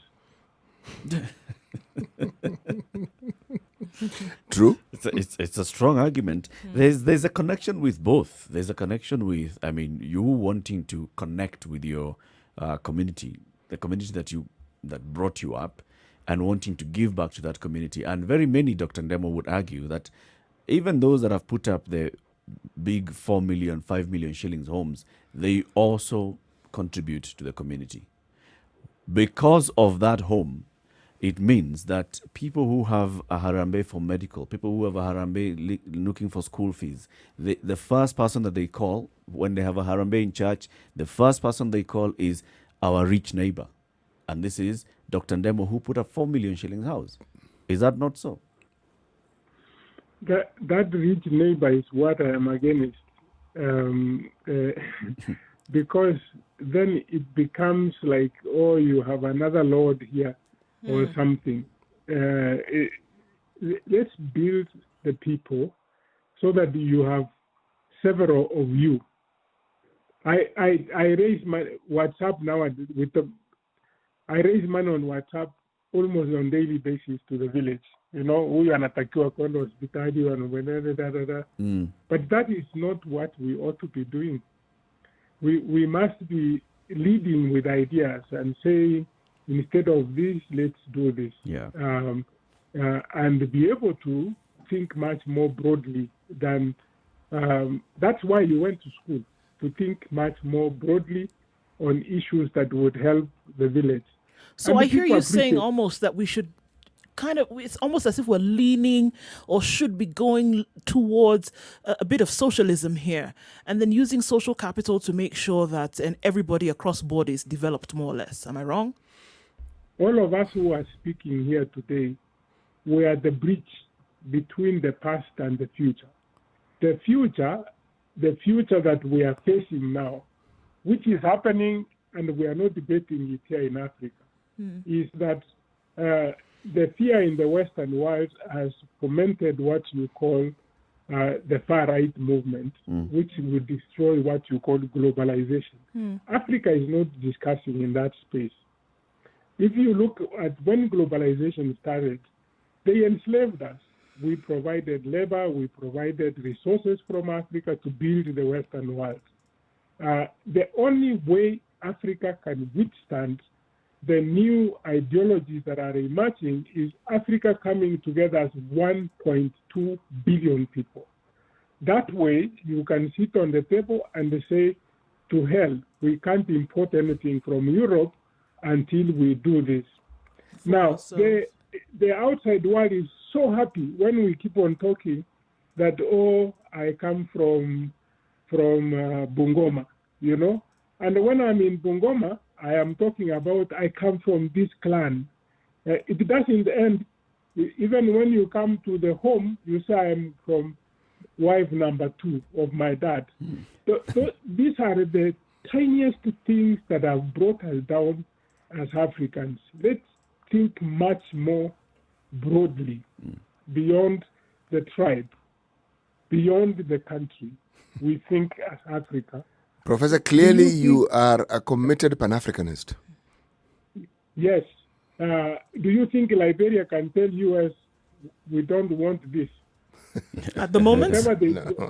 No, nothing. Indeed. But if they were an African, if it is AU that said, we will never import this from China, China would even tell you, we have restructured your loan, because they know they will lose. Now, the more we keep on going down that way, and I wish you can ask my colleagues in this interview that are they really from Homa Bay or from a certain clan which dictates who wins the election? And those are the, it's interesting that you bring that in when we only have a few minutes to go. That's why I said I don't want to play politics. I would do what I want to do. Because this is what is dividing us. This is where the source of poverty in Africa is coming from. Dr. Bitanga Ndemo, we thank you very much for speaking to us. And also, this is, challenging our thinking, which is important, and that's what professors do. Asante sana for speaking to us, University of Nairobi entrepreneurship professor, Dr. Bitanga Ndemo, Dead Capital, our cultures, our connections to our rural homes and our investments, and how we want to leave a legacy when we depart or even as we leave. We will invite you for another of these conversations soon. Thank you. Thank you so much. Asante sana. And also thank you very much to our audience on KTN Home. We've been on KTN Home since 7 o'clock. We're taking a break on KTN Home, but this conversation continues on Spice FM 94.4, Nairobi, Mombasa, 87.9. If you're in Kisumu, you can tune in to 102.5. You'll find us 96.0 in Nakuru, 96.7 in Eldoret.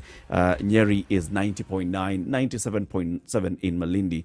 And even if you are far from your radio, you can still follow this conversation on social media platforms, Spice FM KE, Facebook, or YouTube, or Twitter.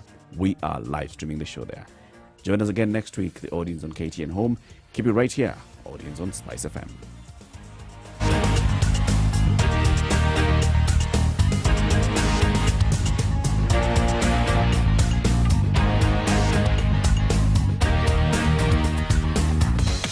Welcome to Spice FM, the best exclusive radio station bringing you the best mix of the best music ever.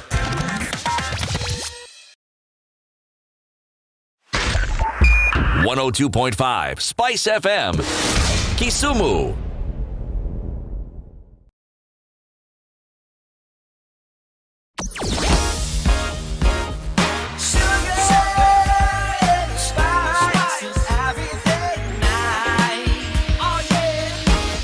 Spice spice up your life.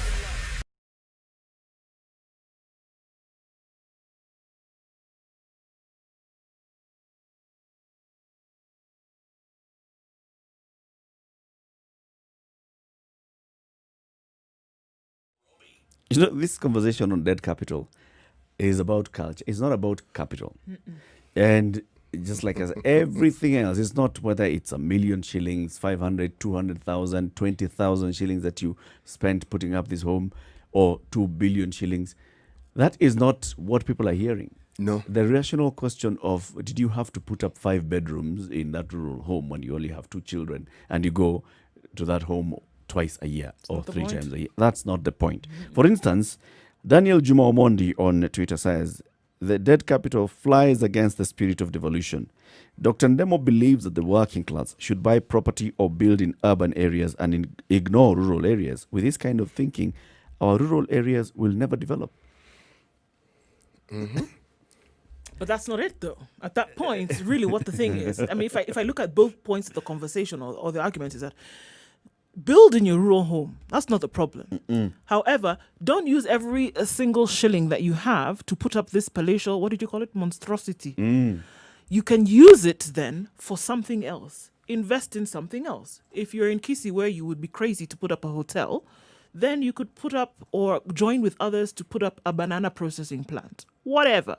However, there's certain things that you can do with that capital as well. And you inadvertently then build the economies of those rural areas, which is what he was saying. But at that point, when you're saying you've come to Nairobi, you've worked, for example, and you're building a house in the rural area, every shilling of the sweat off your brow is going to be put in that house or in that home. Nobody's really thinking about developing the area beyond my house. But you see, this is what you perhaps is not clearly understood. As far as the individuals building that huge house is concerned, they are developing the area. Of course. The very process of building that house will guarantee... Somebody gets employment. Yes, some fundis will You buy from somebody's It's not built hardware. in a day. You feed them, so somebody Over a there period- is... yes, Absolutely. yes. So the 4 million shillings that you've invested, you basically invested in the local community and the That- local economy yes, of yes. that village. Yes, and secondly, All right, now the value. the value is you, the son of so-and-so, who built this massive house, is not an ordinary mortal. Yours is bigger than so-and-so. Yes, son. so that prestige is not just yours alone. It extends to your family and the extended family. So they cannot be taken lightly. There you go, because somebody's walking in the market down the street and said, you didn't hear that our brother Siti has built a house. Yes. And not just a A house. stone throw away. Did you know that he did? So it's their glory as well. And he has put Lami from the main highway to his home. Imagine. Lami, we never saw before. You see? That And light that we you don't see, even use. There's that even a light because he that at uses night it. we There's can a now see gate. where we are going. Come light on. that you see shining among the trees at night. That's his home. That's City. I mean, So- you developed everybody else. Na akikuja hapa tunakulanga sana. Precisely. Now, unless you want to tell us that there is a panacea, there's a way in which you can get people's mind from looking at things in that particular way. There are vehicles that cost less than 500,000 shillings, brand new, in this country. Brand new. It probably travels at 40 kilometers an hour top speed. That So if notwithstanding. you're going to Mombasa, you probably need a week. Okay? But how often do you go to Mombasa? You don't even fly. Anyway, yes. So you'll buy a 13 million shillings house car. Meanwhile, yes, you can right. buy the one for 500,000. And you will always be flying to Mombasa. Yes. I think you've understood my Because point. why? Exactly. Because why? How can I drive? Drive when I can I cannot fly. fly. Yes. And then you're caught up in traffic here. Where are you again in this traffic? From from Mlolongo at the Way Bridge. You're Yes. still doing 40 kph with the other one. That's- Meanwhile, we could have gone twice, flying. You see, the other one, the 40 kilometer top speed, is a very useful vehicle. Because, one, you'll never have a problem with speeding. These fines that people, you don't never even pay know what they are. those fines. And you also have an opportunity to see the countryside leisurely. Coming up to the top of the hour, this is the Situation Room, Kenya's biggest conversation. We'll start the hour with today's proverb. But also, we will now go back to that conversation on deep states. How deep It's a state. is the state? And who is this that pulls the strings? Who's the puppet master? Who's the puppet master? Okay. So keep it right here. This is Kenya's biggest conversation. CT Muga is in the building. Nuoko is in the house. Eric is in the chair. And Eric is in the chair. Good morning. Sugar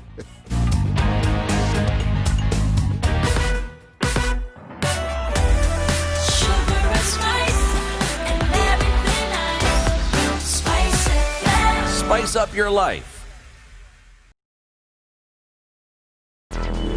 Traffic. Right, let's take a look at how traffic may be affected.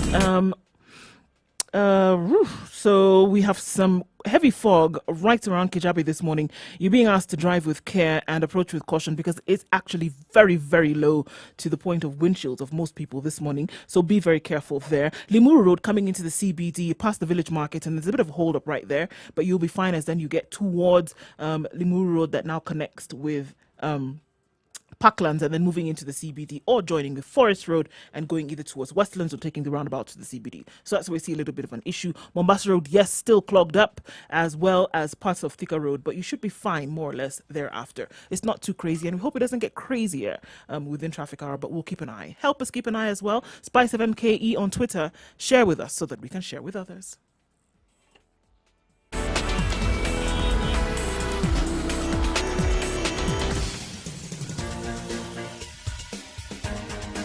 This is the Situation Room, the home of hard-hitting political commentary and penetrating insights about the state of the nation. This is a talk radio experience like no other. The Situation Room, a place for hard truths, debates, and elevated conversations. The Situation Room, witty, political, engaging, deep, controversial. In the room, we have CT Muga, researcher, academic, seasoned political observer, a fountain of wisdom in these politically uncertain times. Ndu Oko, Nigerian by birth, Kenyan by choice, communications expert, Pan-Africanist, a truth seeker and believer in people power, and Eric Latin, agent provocateur, the man in the chair, seasoned journalist, news hound, a man who believes in punching up, not down.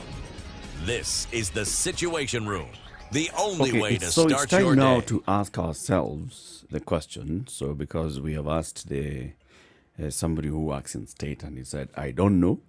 So we'll ask ourselves this question. So in the next hour, for this next hour, I want to join this conversation, 0719-012-600 or Spice FM KE, Facebook, YouTube, Twitter, and Instagram. And our question is there a deep state in Kenya? And who are these who are in this deep state? Now, this is because the deputy head of state of the Republic of Kenya spoke yesterday, and he made reference to this deep state. He's not the first one to do that. I mean, I said this issue of deep state and state capture has been brought about by very many people. Civil society has said there is state capture in this country, there is deep state. There are those that have the ultimate power in decision-making in the country. The deputy president gave reference to their own campaign and their own quest for the presidency, he and the president Uhuru Kenyatta in 2012, where they faced, he says, a lot of opposition. And they were really being fought. And then they went ahead and the people of Kenya overthrew the deep state by electing Uhuru Kenyatta and William Ruto as president and deputy president. But the deputy president says, even now, this deep state is still coming and it still wants to derail my quest to become the president of the Republic of Kenya. Just listen to what he said. Nilikuwa natishiwa siku hiyo, kama ningekuwa mtu muoga, hatungeunda hii serikali ya Jubilee. Kama Uhuru Kenyatta angekuwa mtu muoga, hatungeunda hii serikali ya Jubilee, kwa sababu tulikuwa tunatishiwa mambo mingi. Choices have consequences. Nyinyi hamufai kwa sababu mko na kesi ya kule na ni kesi ya uongo. Ni vile tu tunaambiwa hata saa hii. Tunatishiwa ati iko system. Ati iko deep state. Ati iko watu watatuibia kura. Hata mkipiga kura namna gani, kuna watu wameketi mahali fulani wataamua. Mimi nataka niwaambie, hawa watu tunawangojea. Hiyo deep state tunangojea. Na hiyo system tunangojea. Watakuja na system, sisi tutakuja na wananchi na Mungu.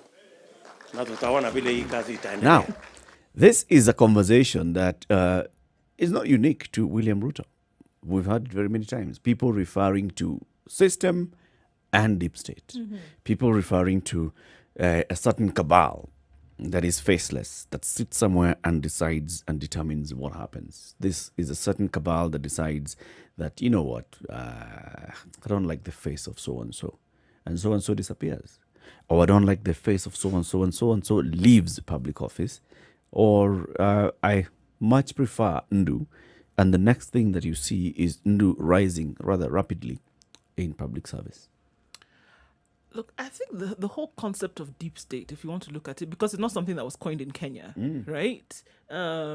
Just looking at the history of it, it was actually from it's said to be a conspiracy theory. It's something that started in Turkey, whereby it was that this invisible apparatus, right, and that it had high-level elements in intelligence services, military, security, organized crime, even in the judiciary, and that this supposedly invisible apparatus then had networks in other countries apart from Turkey.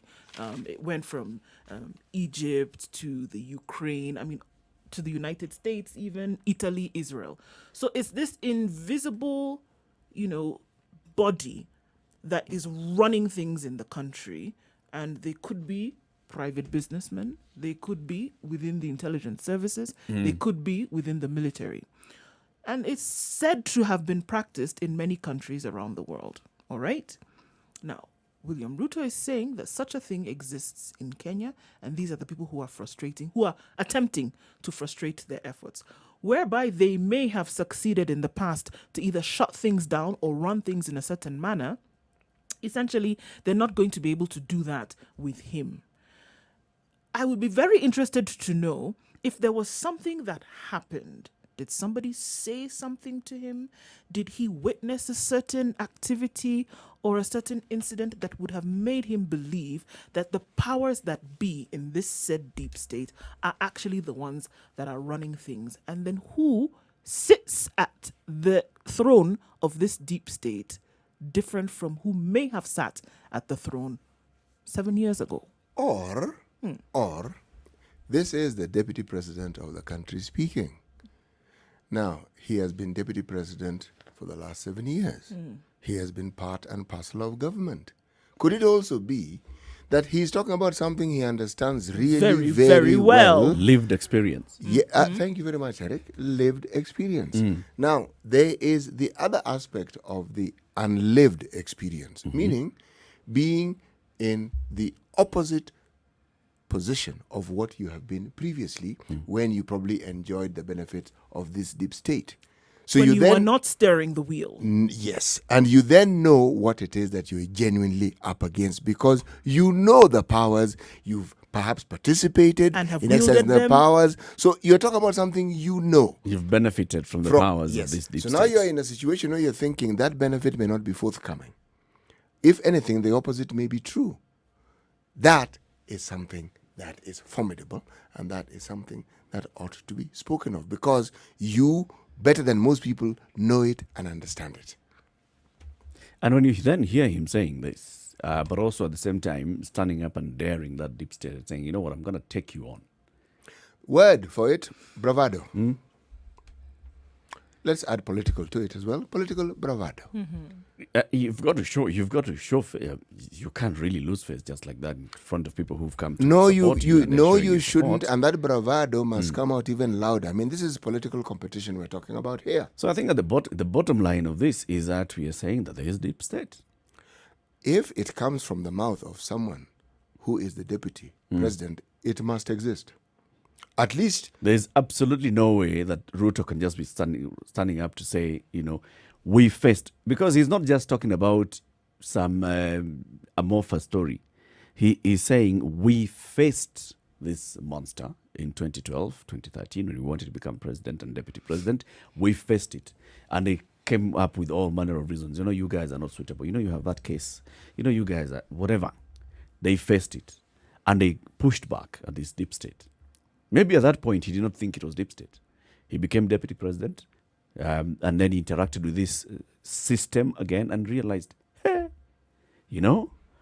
there is something that I want to move this wheel, but there's some resistance. and identified that resistance to be the system stroke deep state.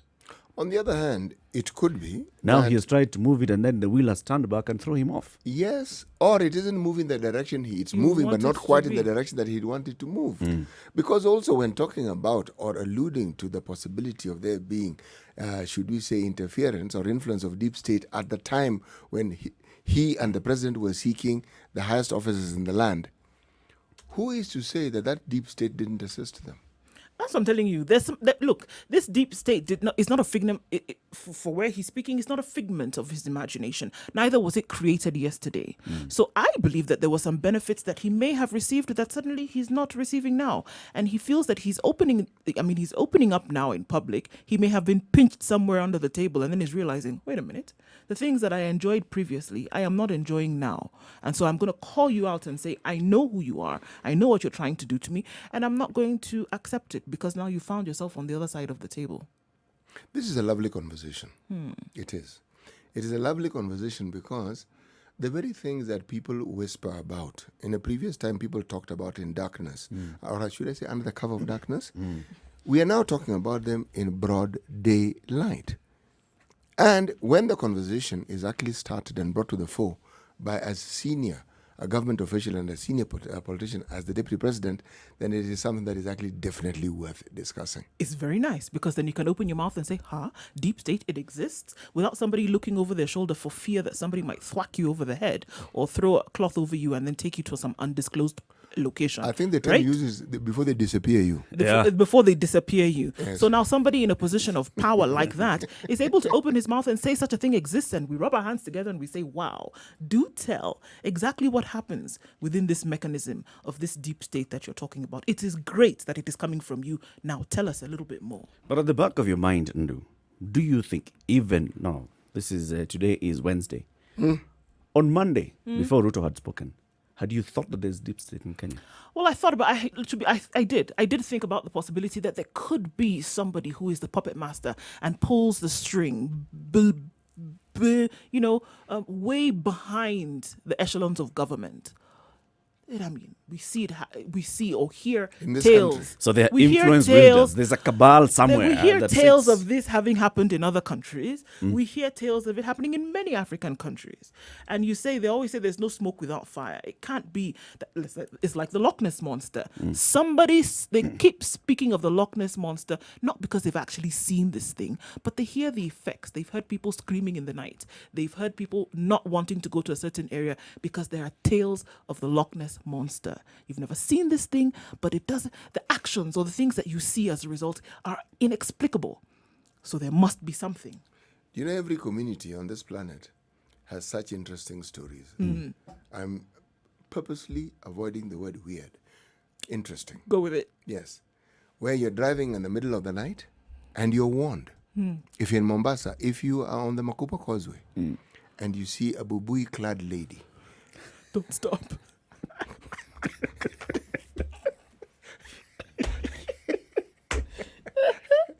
Wow. Stories have been told of people who will tell you and swear on whatever you want them to swear that they have never witnessed or they have never beheld such a beautiful countenance. However, where the pinch comes in is when this particular lady, should you stop and should she cross the road? What then amazes you is not the crossing of the road, but the noise her feet make when crossing on the tarmac. There's a clippity clop sound to it. She's a horse. Probably a goat. Another hoofed animal. It's a hoofed animal with the body of a human being. Now, these are sort of tales that you hear people spinning. And you engage with her. You wake up on top of a palm tree. And you will never be able to explain it in the morning because no one else has ever seen it. Eric And you is a man happen who to has have had been these stories, yes. alone. So And you can't there explain is- why you're up there in that palm tree in the morning. Who will you tell that they'll believe you? Naked. Who will you tell that they'll believe you? Meanwhile, you were driving along the road. Who will you tell that they'll believe? But you see the effects. You see? Invisible apparatus which can control things. So if this can exist within the general mythology of communities, why not deep state? Why not? Because this one is actually even easier to explain. Because if you're talking about influence, talk about people who were in government, people who are industrialists, people who have a say on what happens in the economy. These are people of influence. And when you talk about people in power, usually they come into power because they have the support of similar such groupings or similar such individuals. So if you're talking about power within a state or power within a power structure, it does exist. If you want to give it the name deep state, then by all means give it what you want. But the truth of the matter is that even when you had or when you have power structures like those of the communist parties where the so-called structure is known, even then there'll be people whose names are not known, they are not even known party members, and yet they wield power. Yeah. They are right there at the center of that sanctum of Right power. there. And without their Everybody say-so... else around is basically their puppets. And more or less, without their say-so, very little happens. Absolutely, and you can sing and dance all you want, but until and unless they make the decision of how things are going to happen, then that's what's going to be. There have been tales of the U.S., for example, and who controls the stock market, and who controls oil prices, and who controls mercenaries that go to fight in lands far off like the Middle East. Who controls that? Who starts wars? A particular group of people who've made a decision about how things are going to happen, and they have the government by the proverbial. There's absolutely no way you can have Short this and thing curlies. in the movies, in the novels, and in literature, and then we say that it doesn't exist. So it definitely does exist in some way. The question is, does it exist in this country? And who are these faceless people? And then what kind of power is it that they wield to be able to scare off a deputy president of the republic? 16 minutes after 9. Just listen to, as we go into the weather break, listen to what the deputy president said once, on those days, at the height of the Tanga days. He dared public servants. Makarani na mabroka ambao wanakwenda kwa magavana, wanaenda kwa wabunge, wanapigia masimu MCA. Wewe ukionekana na fulani, wewe ukiwa rafiki wa fulani, tutakufungulia kesi, utapelekwa kotini, utashtakiwa, hata kama una makosa utashtakiwa. Na wanaweka hofu kwa viongozi, kwa wananchi wa taifa letu la Kenya. Hiyo ni siasa duni. And therefore I want to say, for the avoidance of doubt, we live in a democratic nation as Kenya. And citizens, leaders, public officers should have the opportunity to make choices that they have decided on their own.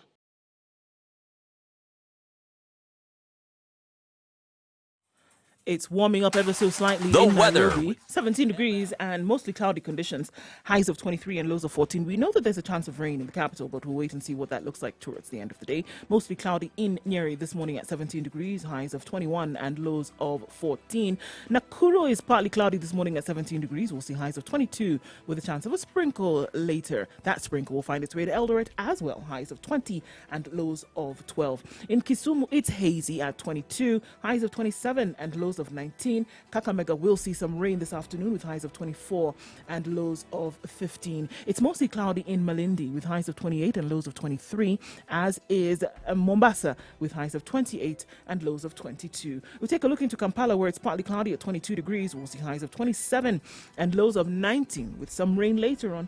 Dar es Salaam is partly cloudy this morning, highs of 30 and lows of 21. It's warming up quite some in South Africa. Johannesburg specifically is at 11 degrees, highs of 23 and lows of 6 today. Mostly sunny conditions in Lagos at 22, highs of 29 and lows of 21. Let's take a last quick look into Europe, where it's sunny conditions in Paris at 22. There's a high temperature warning of red today, highs of 34 and lows of 22, and maybe the rain will cool that down later. It's hazy in London at 23.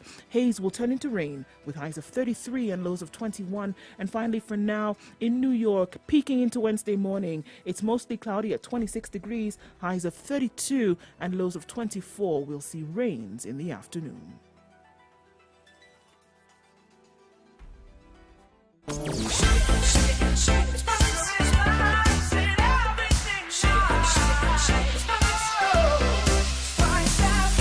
Spice up your life. Mature, intelligent talk every morning. Spice up yourself.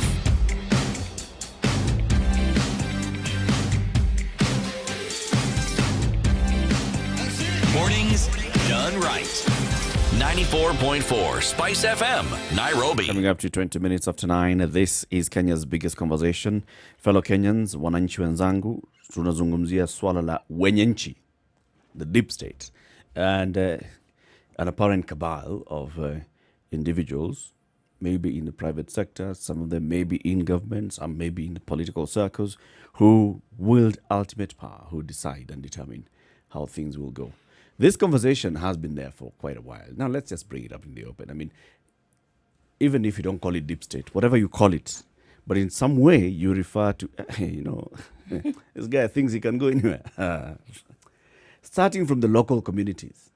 Somebody will tell you, I had put up myself to vie for a certain seat. And I was told, you need to go to talk. You need to speak to so-and-so. And they ignored it. And they learned the lesson the hard way. That until so-and-so gives you their blessings, my friend, whatever you're trying to do, put it. At the community level, they're what they call opinion shapers or opinion leaders. Mm-hmm. They don't hold any official position, but they're listened to. They can sway views. The things they say are taken seriously. Now, these are people who, as you say correctly, you ignore at your own peril, especially if you're seeking a career in politics or you're attempting to seek a career in politics. But at a national level in any country, whether it is people who control the media, whether it is people who control commerce or industrialization, whether it is former political power brokers or powers themselves, but there always are people who wield influence outside those who are at that particular point in time in government. Yeah. And one could even argue that it is these people who are perhaps responsible for the power that those in government enjoy. Because in the absence of their blessings, those people wouldn't be where they are. Yeah. So there's a continuum to it. Now, in Kenya, then you throw in a term that has actually gained a lot of currency, state capture. Bas. Okay? And to understand it, perhaps you need to throw your mind to countries where we are told there are serious drug issues and economies are more or less run on drug money. There are those who argue that in those cases, those drug barons, they're the ones that run they're the the deep state, yes. They're the ones who decide exactly what happens because they have the money to ensure that things happen the way they want. When it comes to state capture, in South Africa, right now, there's an ongoing public inquiry into state capture. Yes. Because there's a report that was produced that showed that, there are some people who wield so much influence that they control all the contracting that's done by government. Yes. They determine how much is going to be spent on this and who is going to get that. And their families and their names which keep coming up. Yep. Yes. And there's a public inquiry into this. There are even those that will say, so yes, in the U.S., Joe Biden, the presumptive nominee for the U.S. Democratic presidential the tech ticket, has nominated Kamala Harris, the California senator, to be his running mate. There are those that will say, Joe Biden said, but he listened to the powers that be. Powers that be told him, take this one. Have it. Pick Kamala. Not a problem. Pick Kamala. Kamala will be good for us. If you also consider, for instance, if you're talking about Kenya, the influence that the movie industry also has on our thinking. Because we don't have a shortage of whether it is TV series or movies that deal with this very, very same subject. And they dramatize it really very well to the point where it's actually really convincing. Now, there are people who actually take their knowledge and understanding from such scripts and from such sources. So it's just movies. Well, yes. And they believe sincerely that this is true. And it isn't difficult, by the way, to attach or to latch on, take an idea, and then mirror it into what happens in our everyday lives and say, it's exactly true. What I saw in the movie and what is happening here. Yes, exactly. Yes. But what makes this particular story even more palpable, in my opinion, is from whose mouth it has come. By the way, it's not just from William Ruto. In 2013 itself, you remember President Uhuru Kenyatta went to Bomas of Kenya and he was speaking to the TNA delegates there. And this is after they had come out and publicly announced that they were going to support Musalia Mudavadi for the presidential ticket. Yeah. What did Uhuru say? He said, I had been called, I had been convinced, and he called them a demon. And he said, you know what? We had actually been made to believe that Sisi had to toshi mboga. All right? Until some of our very staunch supporters, maybe now those are the other side B of the deep state. Maybe deep state has opposition and government. The other side of their supporters came and told them, you cannot let it go. You've got to fight. And this is why they reversed the decision to support Musalia Mudavadi. Again, the president himself, at that time, who was a candidate, he made reference to a deep state. He did. But you see, that was president. Yes. Future, presumptive. President. Yes. Likely to be. Most probably. But this one, we're talking about someone sitting deputy president. Yes. Deputy head of state. Yes. Now, that is not something you take lightly. You cannot say that he didn't just wake up and decide this is what he's going to say. He must have very sound reasons why he's saying what he's saying. There are things he has seen, there are things he knows, there are things he understands. And it is not something light. Dr. Oburu Odinga is an East Africa legislator. Yes, he is. He is an experienced MP even in Kenya. He is the brother to Raila Odinga. He has also He's made the reference. elder brother Yes. To Raila Odinga. Yes. He has also made reference to the same. He has said deep state has denied us victory. In the past. But now we are in the deep state. So there's an acceptance. So there's deep generally, states. yeah, there's an acceptance generally that this deep state exists, and that yes, the puppet master essentially who pulls things here and there, or masters perhaps, or puppet masters for sure, who sit around and have consensus meetings every now and then about what decisions then they want to make. I don't think we can run away from the existence of such. I think it does happen. It would not be the first country where this happens. It happens everywhere.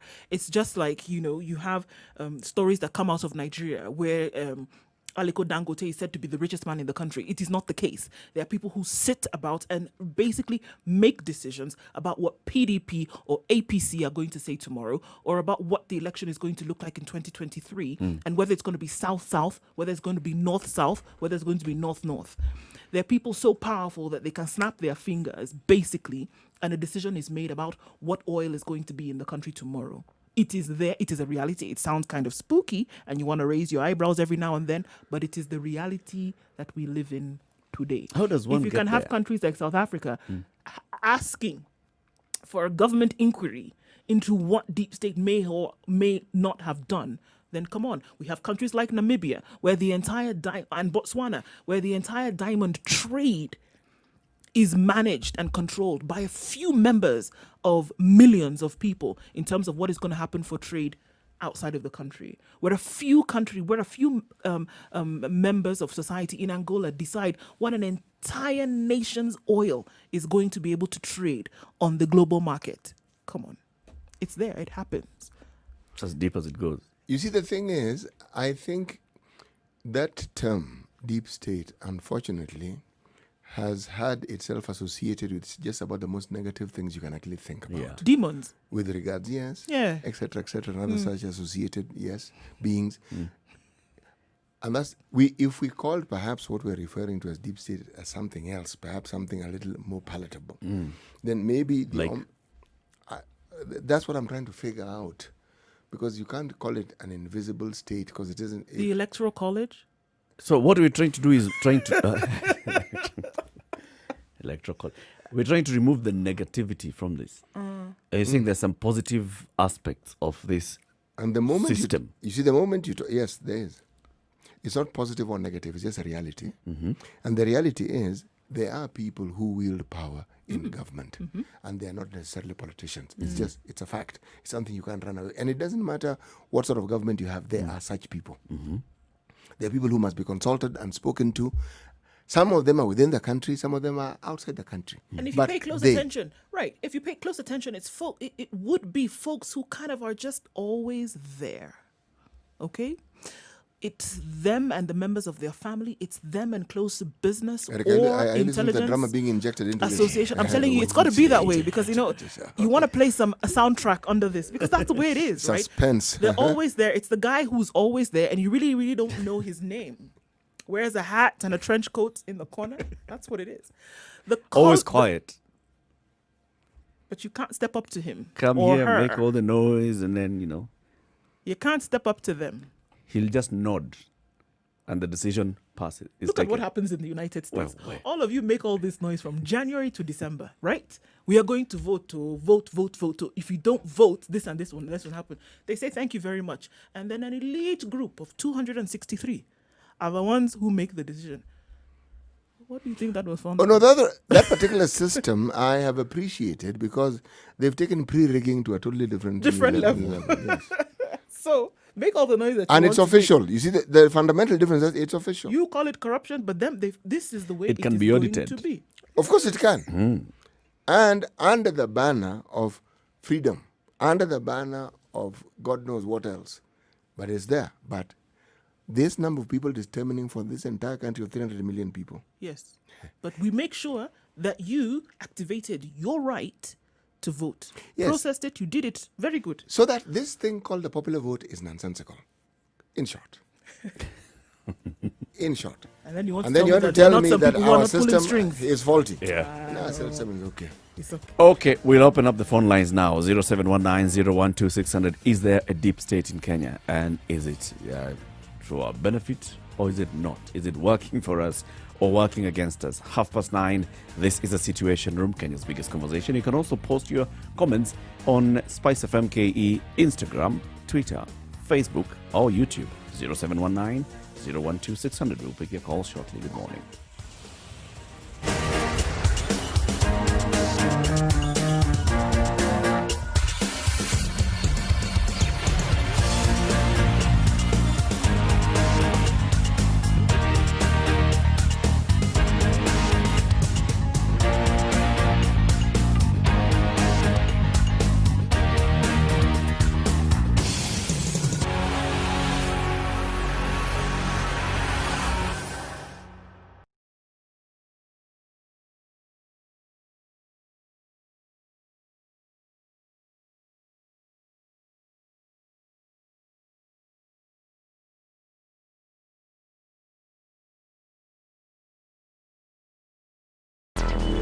Traffic.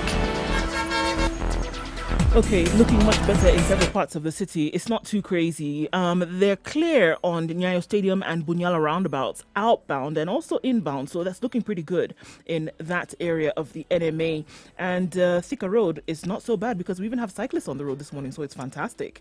Mombasa Road is where we're going to have a little bit of a problem because it's still kind of clogged up, but it'll ease up. And we hope that there's nothing major that happens on that road today. It needs a break. The last 2 days have been drama, if anything. Remember, if you're headed in the Kijabe area or the Kijabe direction, as well as Limuru, visibility still remains very low because of the fog that we see in that area. So please keep it safe.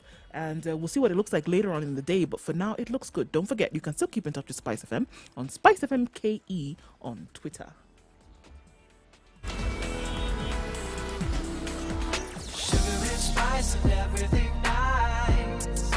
Everything nice. Spice FM. Spice up your life. Mature, intelligent talk every morning. Spice up yourself.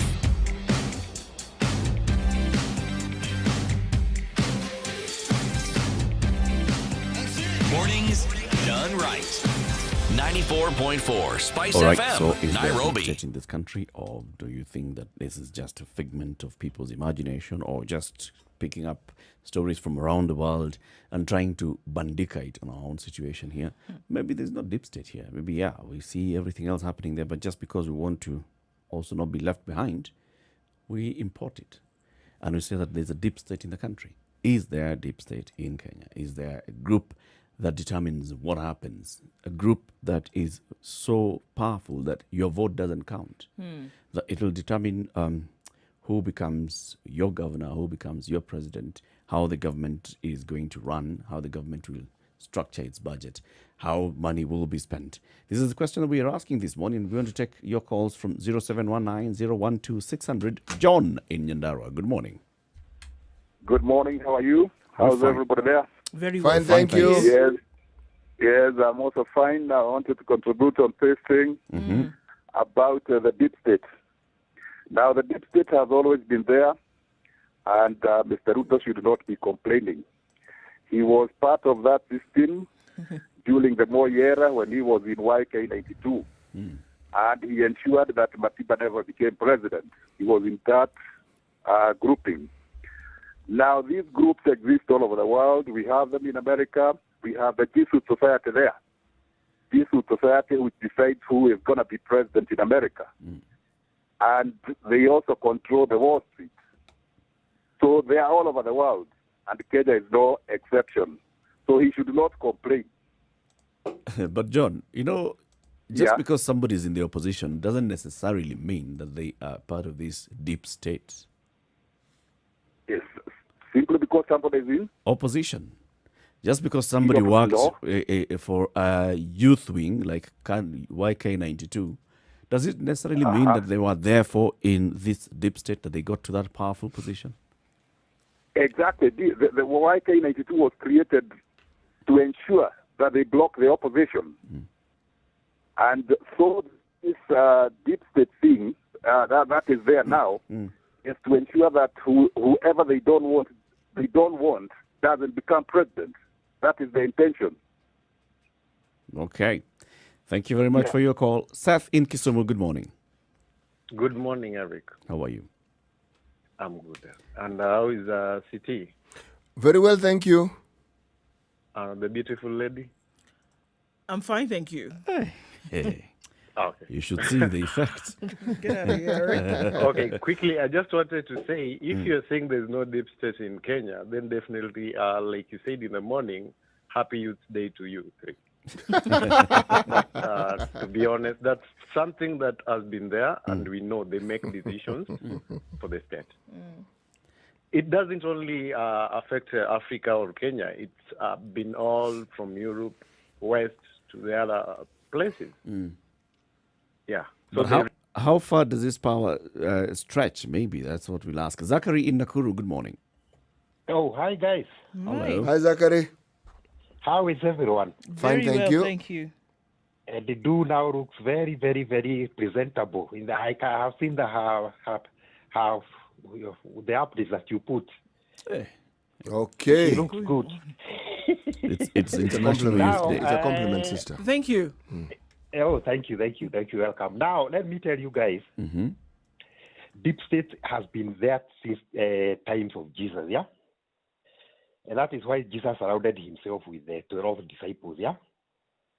Amongst them were propagandists, there were rich guys, okay? And there were very loyal faithfuls. And the deep state is comprised of people who are very, very smart. One thing, they are smart in their pocket. They have got money that you can't count, yeah? Even if you are given all the time in this world, you can't count your money. Two, they have got what we call institutional memory. Very good institutional memory, yeah? That once Mr. Andrew there says that I want to be the chair of this cattle dip, yeah, in my village, they will look at your history, starting with your grandfathers, yeah? And therefore they'll see or they'll project that if we give Mr. Andrew the chairmanship of this cattle dip, this is his likely leadership, and this is how he's going to behave. And they are most of the time they are very correct. Yeah? Zachary. Yeah. Do they have hooves and horns? I mean, it Do they sounds have? hooves, horns. Pardon? Do they have? Hooves or webbed feet? Hooves. Yeah. Yeah, they have. I've told you that. I've told you this. Because this sounds like, Sounds like something of the mystical. Yes. At this point. Yeah, these guys. So, my friend in Nyandaro has said that Mr. Ruto was in YK92. And he was part of the deep state that ensured or made sure that none of the opposition leaders is going to take over. Yeah? And I think he is crying wolf because he knows the power of the deep state, because he has been part of it, yeah? So it's because he's been kicked out. He knows what he is crying about, and that is why he is, during these times of COVID, yeah? He is calling, he is receiving delegations at his home. okay, to actually try to voice his concern, yeah? Okay. And Thank you, also the Zachary. deep state. Thank you. Let's Yeah, hear okay. from Stephen in Nakuru. Stephen, Thank good you. morning. Good morning. How are you guys? Salama Thank you, kabisa. Stephen.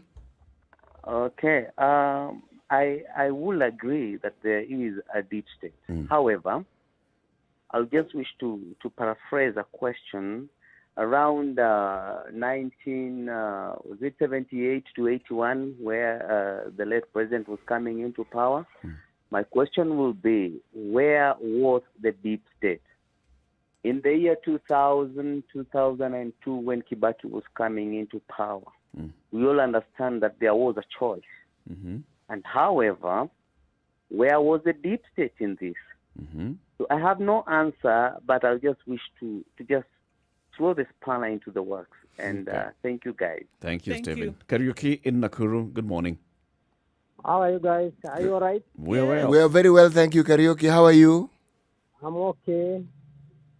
I want to contribute on that. Anyway, I'll take you back to far away from our continent, Africa. Let's go back to the United States, 2016. Remember, everybody was against Trump when he was coming to power. Remember that, 2016? Hello? Yes. Hello, are you hearing? Yes. Karaoke.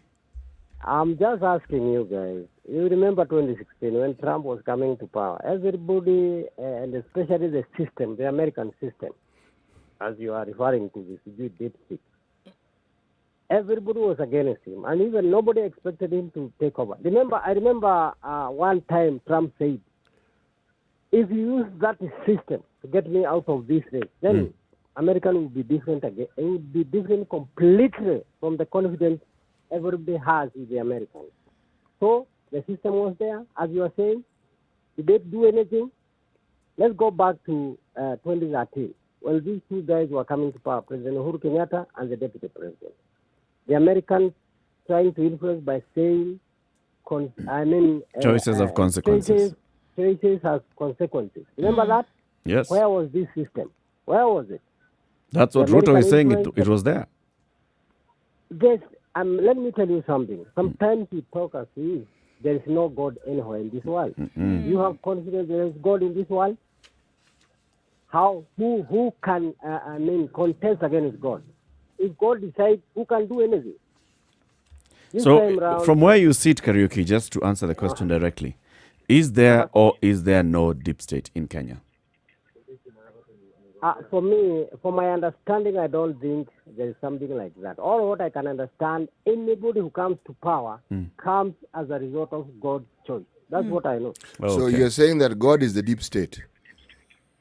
The only God who chooses who is to lead in a country anywhere in the world. Okay. The choice comes from God, not anybody. Not anybody any else. System or deep state. Thank you, Karaoke. Brian in Nakuru. Morning, guys. We've had a Good number morning. of people from Nakuru this morning. Good morning, Brian. Hi, Nakuru is quite busy, and Nakuru is part of the deep state.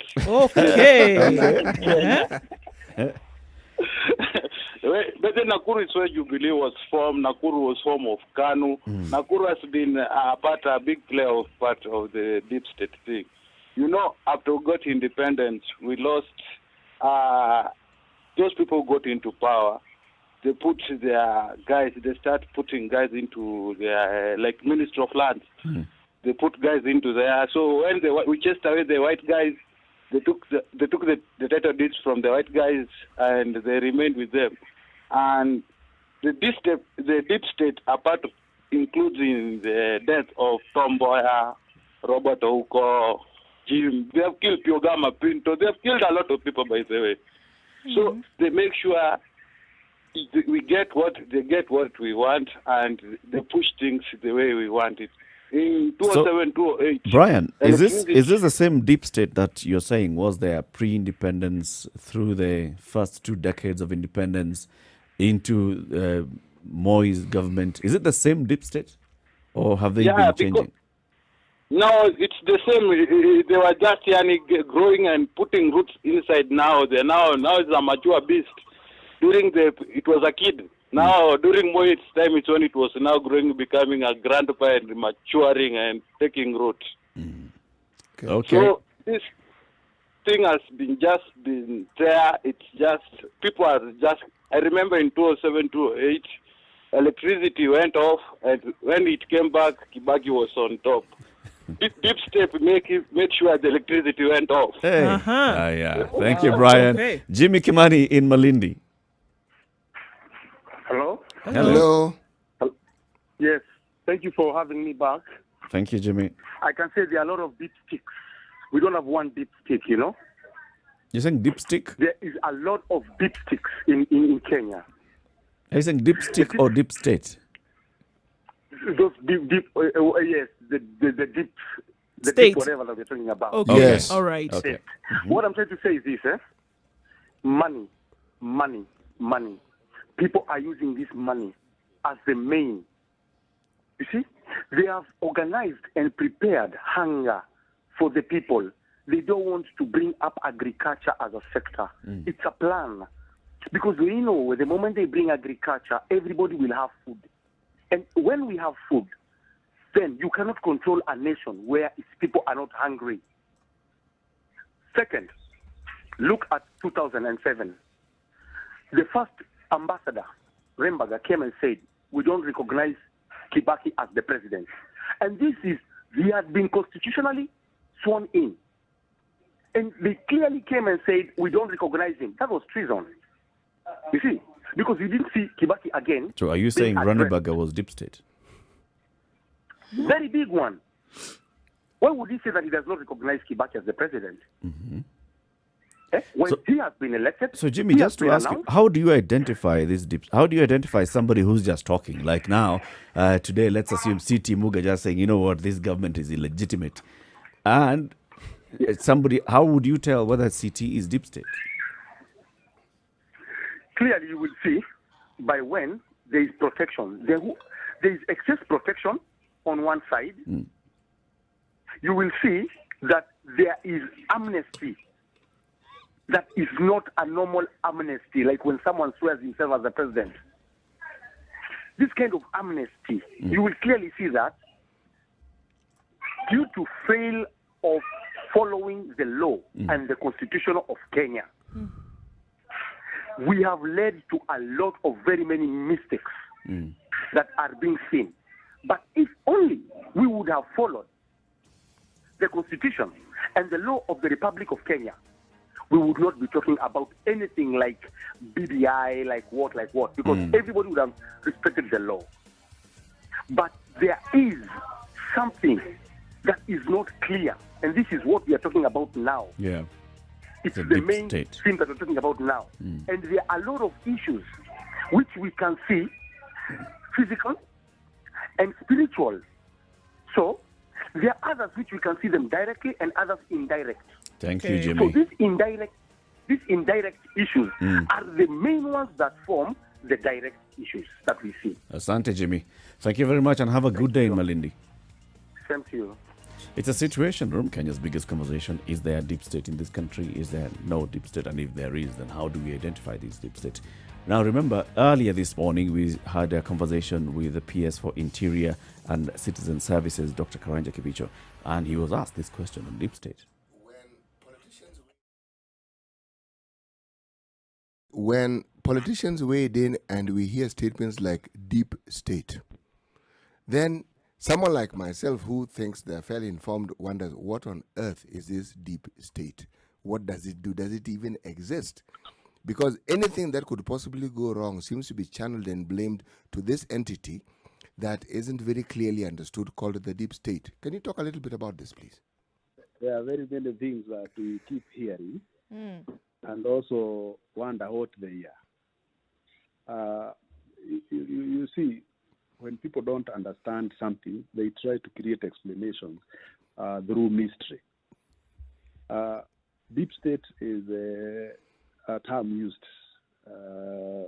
by people loosely to mean probably bad things from government. Because when you are told deep stick, the three of you, you don't think those are preachers and bishops. That is not what comes to your mind. And I think this definition is as outrageous as it can get. What is deep state? I'm yet to understand it.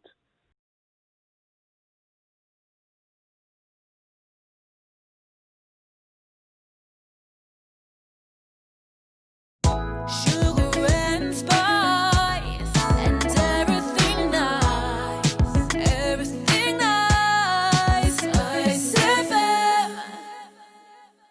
Mature, intelligent talk every morning. Spice up yourself.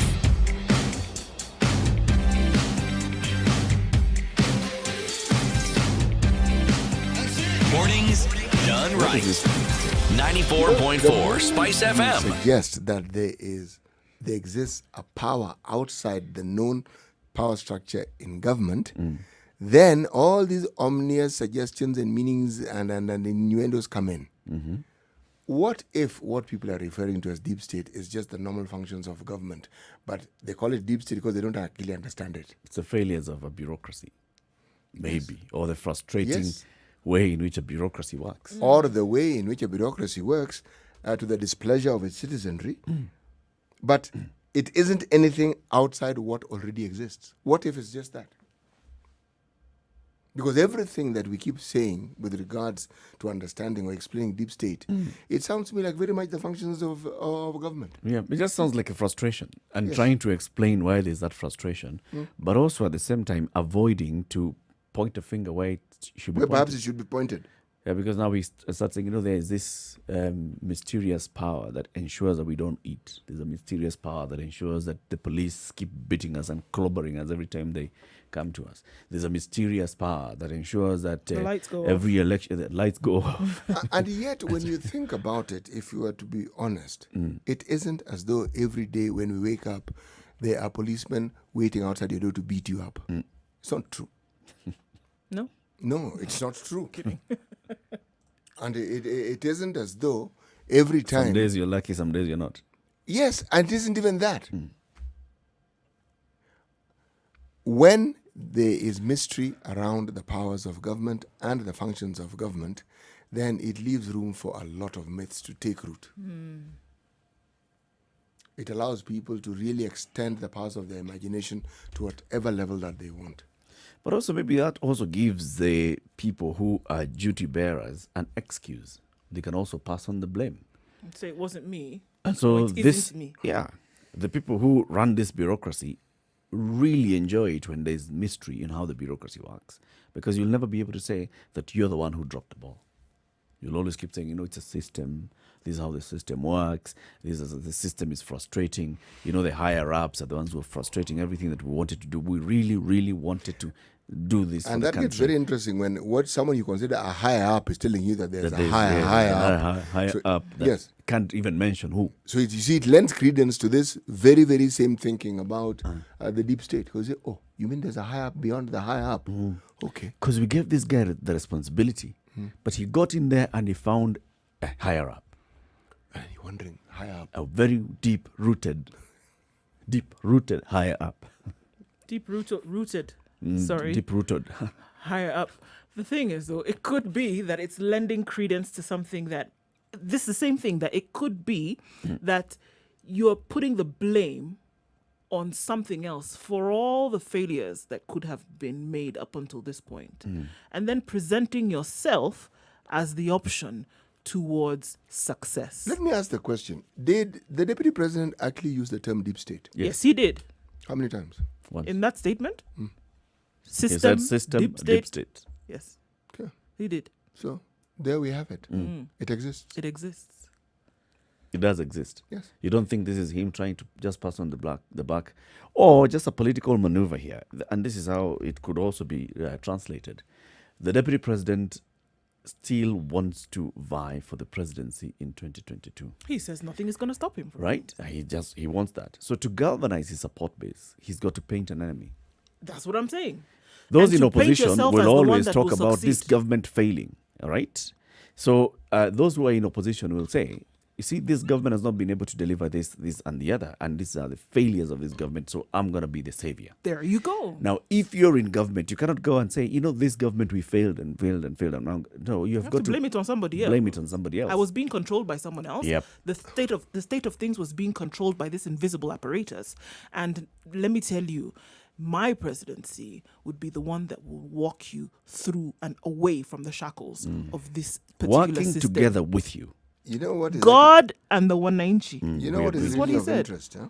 Much as we keep blaming our government for all manner of things, the World Bank has a certain global competitive index where they try to rank out of 139 countries the public trust in politicians. Ranking.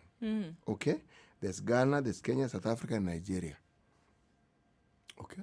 Out of 139. Let me start with our country, Kenya. We are number 78. Okay? Ghana is 67. South Africa is 109 out of 39. Nigeria is 131. You don't trust these folks for nothing. Precisely. So, if you're talking about trust, it isn't as though the entire citizenry of Kenya have no faith in their government. They actually do. If you go by that ranking, a good number of them actually believe that the country or the government is pretty okay. Okay? Then, that is based on what they understand the government to be and what the government is supposed to do and what they believe the government has done. Then there's this bit that forms the conspiracy bit of what we're discussing. What they think the government does but they don't fully understand, and then what becomes mysterious. Enter deep state. You have to blame somebody. Enter deep state. Yeah. But my contention is deep state isn't anything outside the government. No. It's just what happens on a daily basis, what the government does, what they tell you it does, what it never tells you it does, and yet it does. There's got to be a hierarchy of decision making. Yes. There are people who will make decisions and there are people who will not make decisions, and they work in the same government. Exactly. There are people whose word in a decision-making process has more weight than others. Yes. So those ones that have more weight, those are the deep state. And then there are people who, as you very, very correctly put it, will have a certain understanding of what happens at their level of understanding, but beyond that they will not. They don't. Yes. And neither will anybody tell them. So it gives credence to the thinking and the idea behind the term deep state. Maybe the thing about deep state is it's not necessarily a negative thing or a bad thing, because it does exist. There's always going to be a kitchen cabinet somewhere. There's always going to be some group of people who have a better understanding of what's happening. They always are. They consume the information, more information than you do. And those ones will therefore have something else when they're making a decision. Yes. The bad part is when that system, when those individuals decide that they are going to use the information that they have and the power to make decisions for their own personal benefit. Yeah. That's where This is where the deputy president may have been pinched under the table and has decided he's going to let the cat out of the bag. That he's not the personal benefit. That he's no longer the benefactor. That he's no longer, whereas he may have been, it's a totally different kettle of fish now.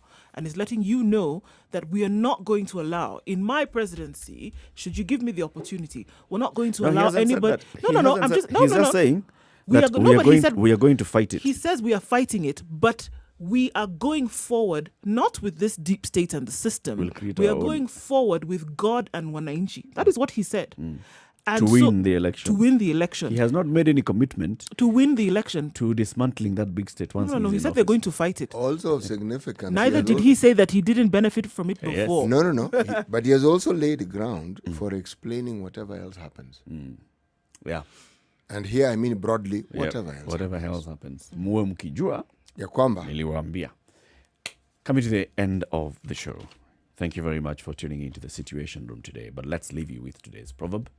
When people who drink alcohol, my addition of course, to drown their sorrows, they should be told that sorrows know how to swim. Sorrows explain. The truth of the matter is this.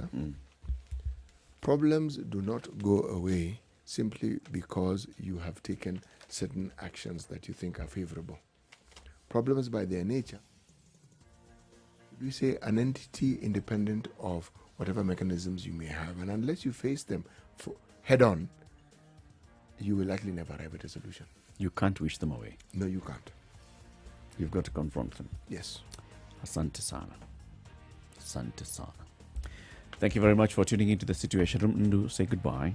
Have yourselves a wonderful day, and we keep the conversation going. And please put on your mask, wash your hands, maintain social distance. COVID still is an issue here. Right. Deep state or not. Let the conversation continue. Okay. Yes. We'll see you again tomorrow, 6 a.m. to 10 a.m. This is Kenya's biggest conversation. But between now and 3 o'clock, you'll have uninterrupted music, sugar and spice, and everything nice before Monday comes in to take you home on Spice Drive, and then the adults in the room later on from 7 to 10. Good morning. It's now 10 o'clock.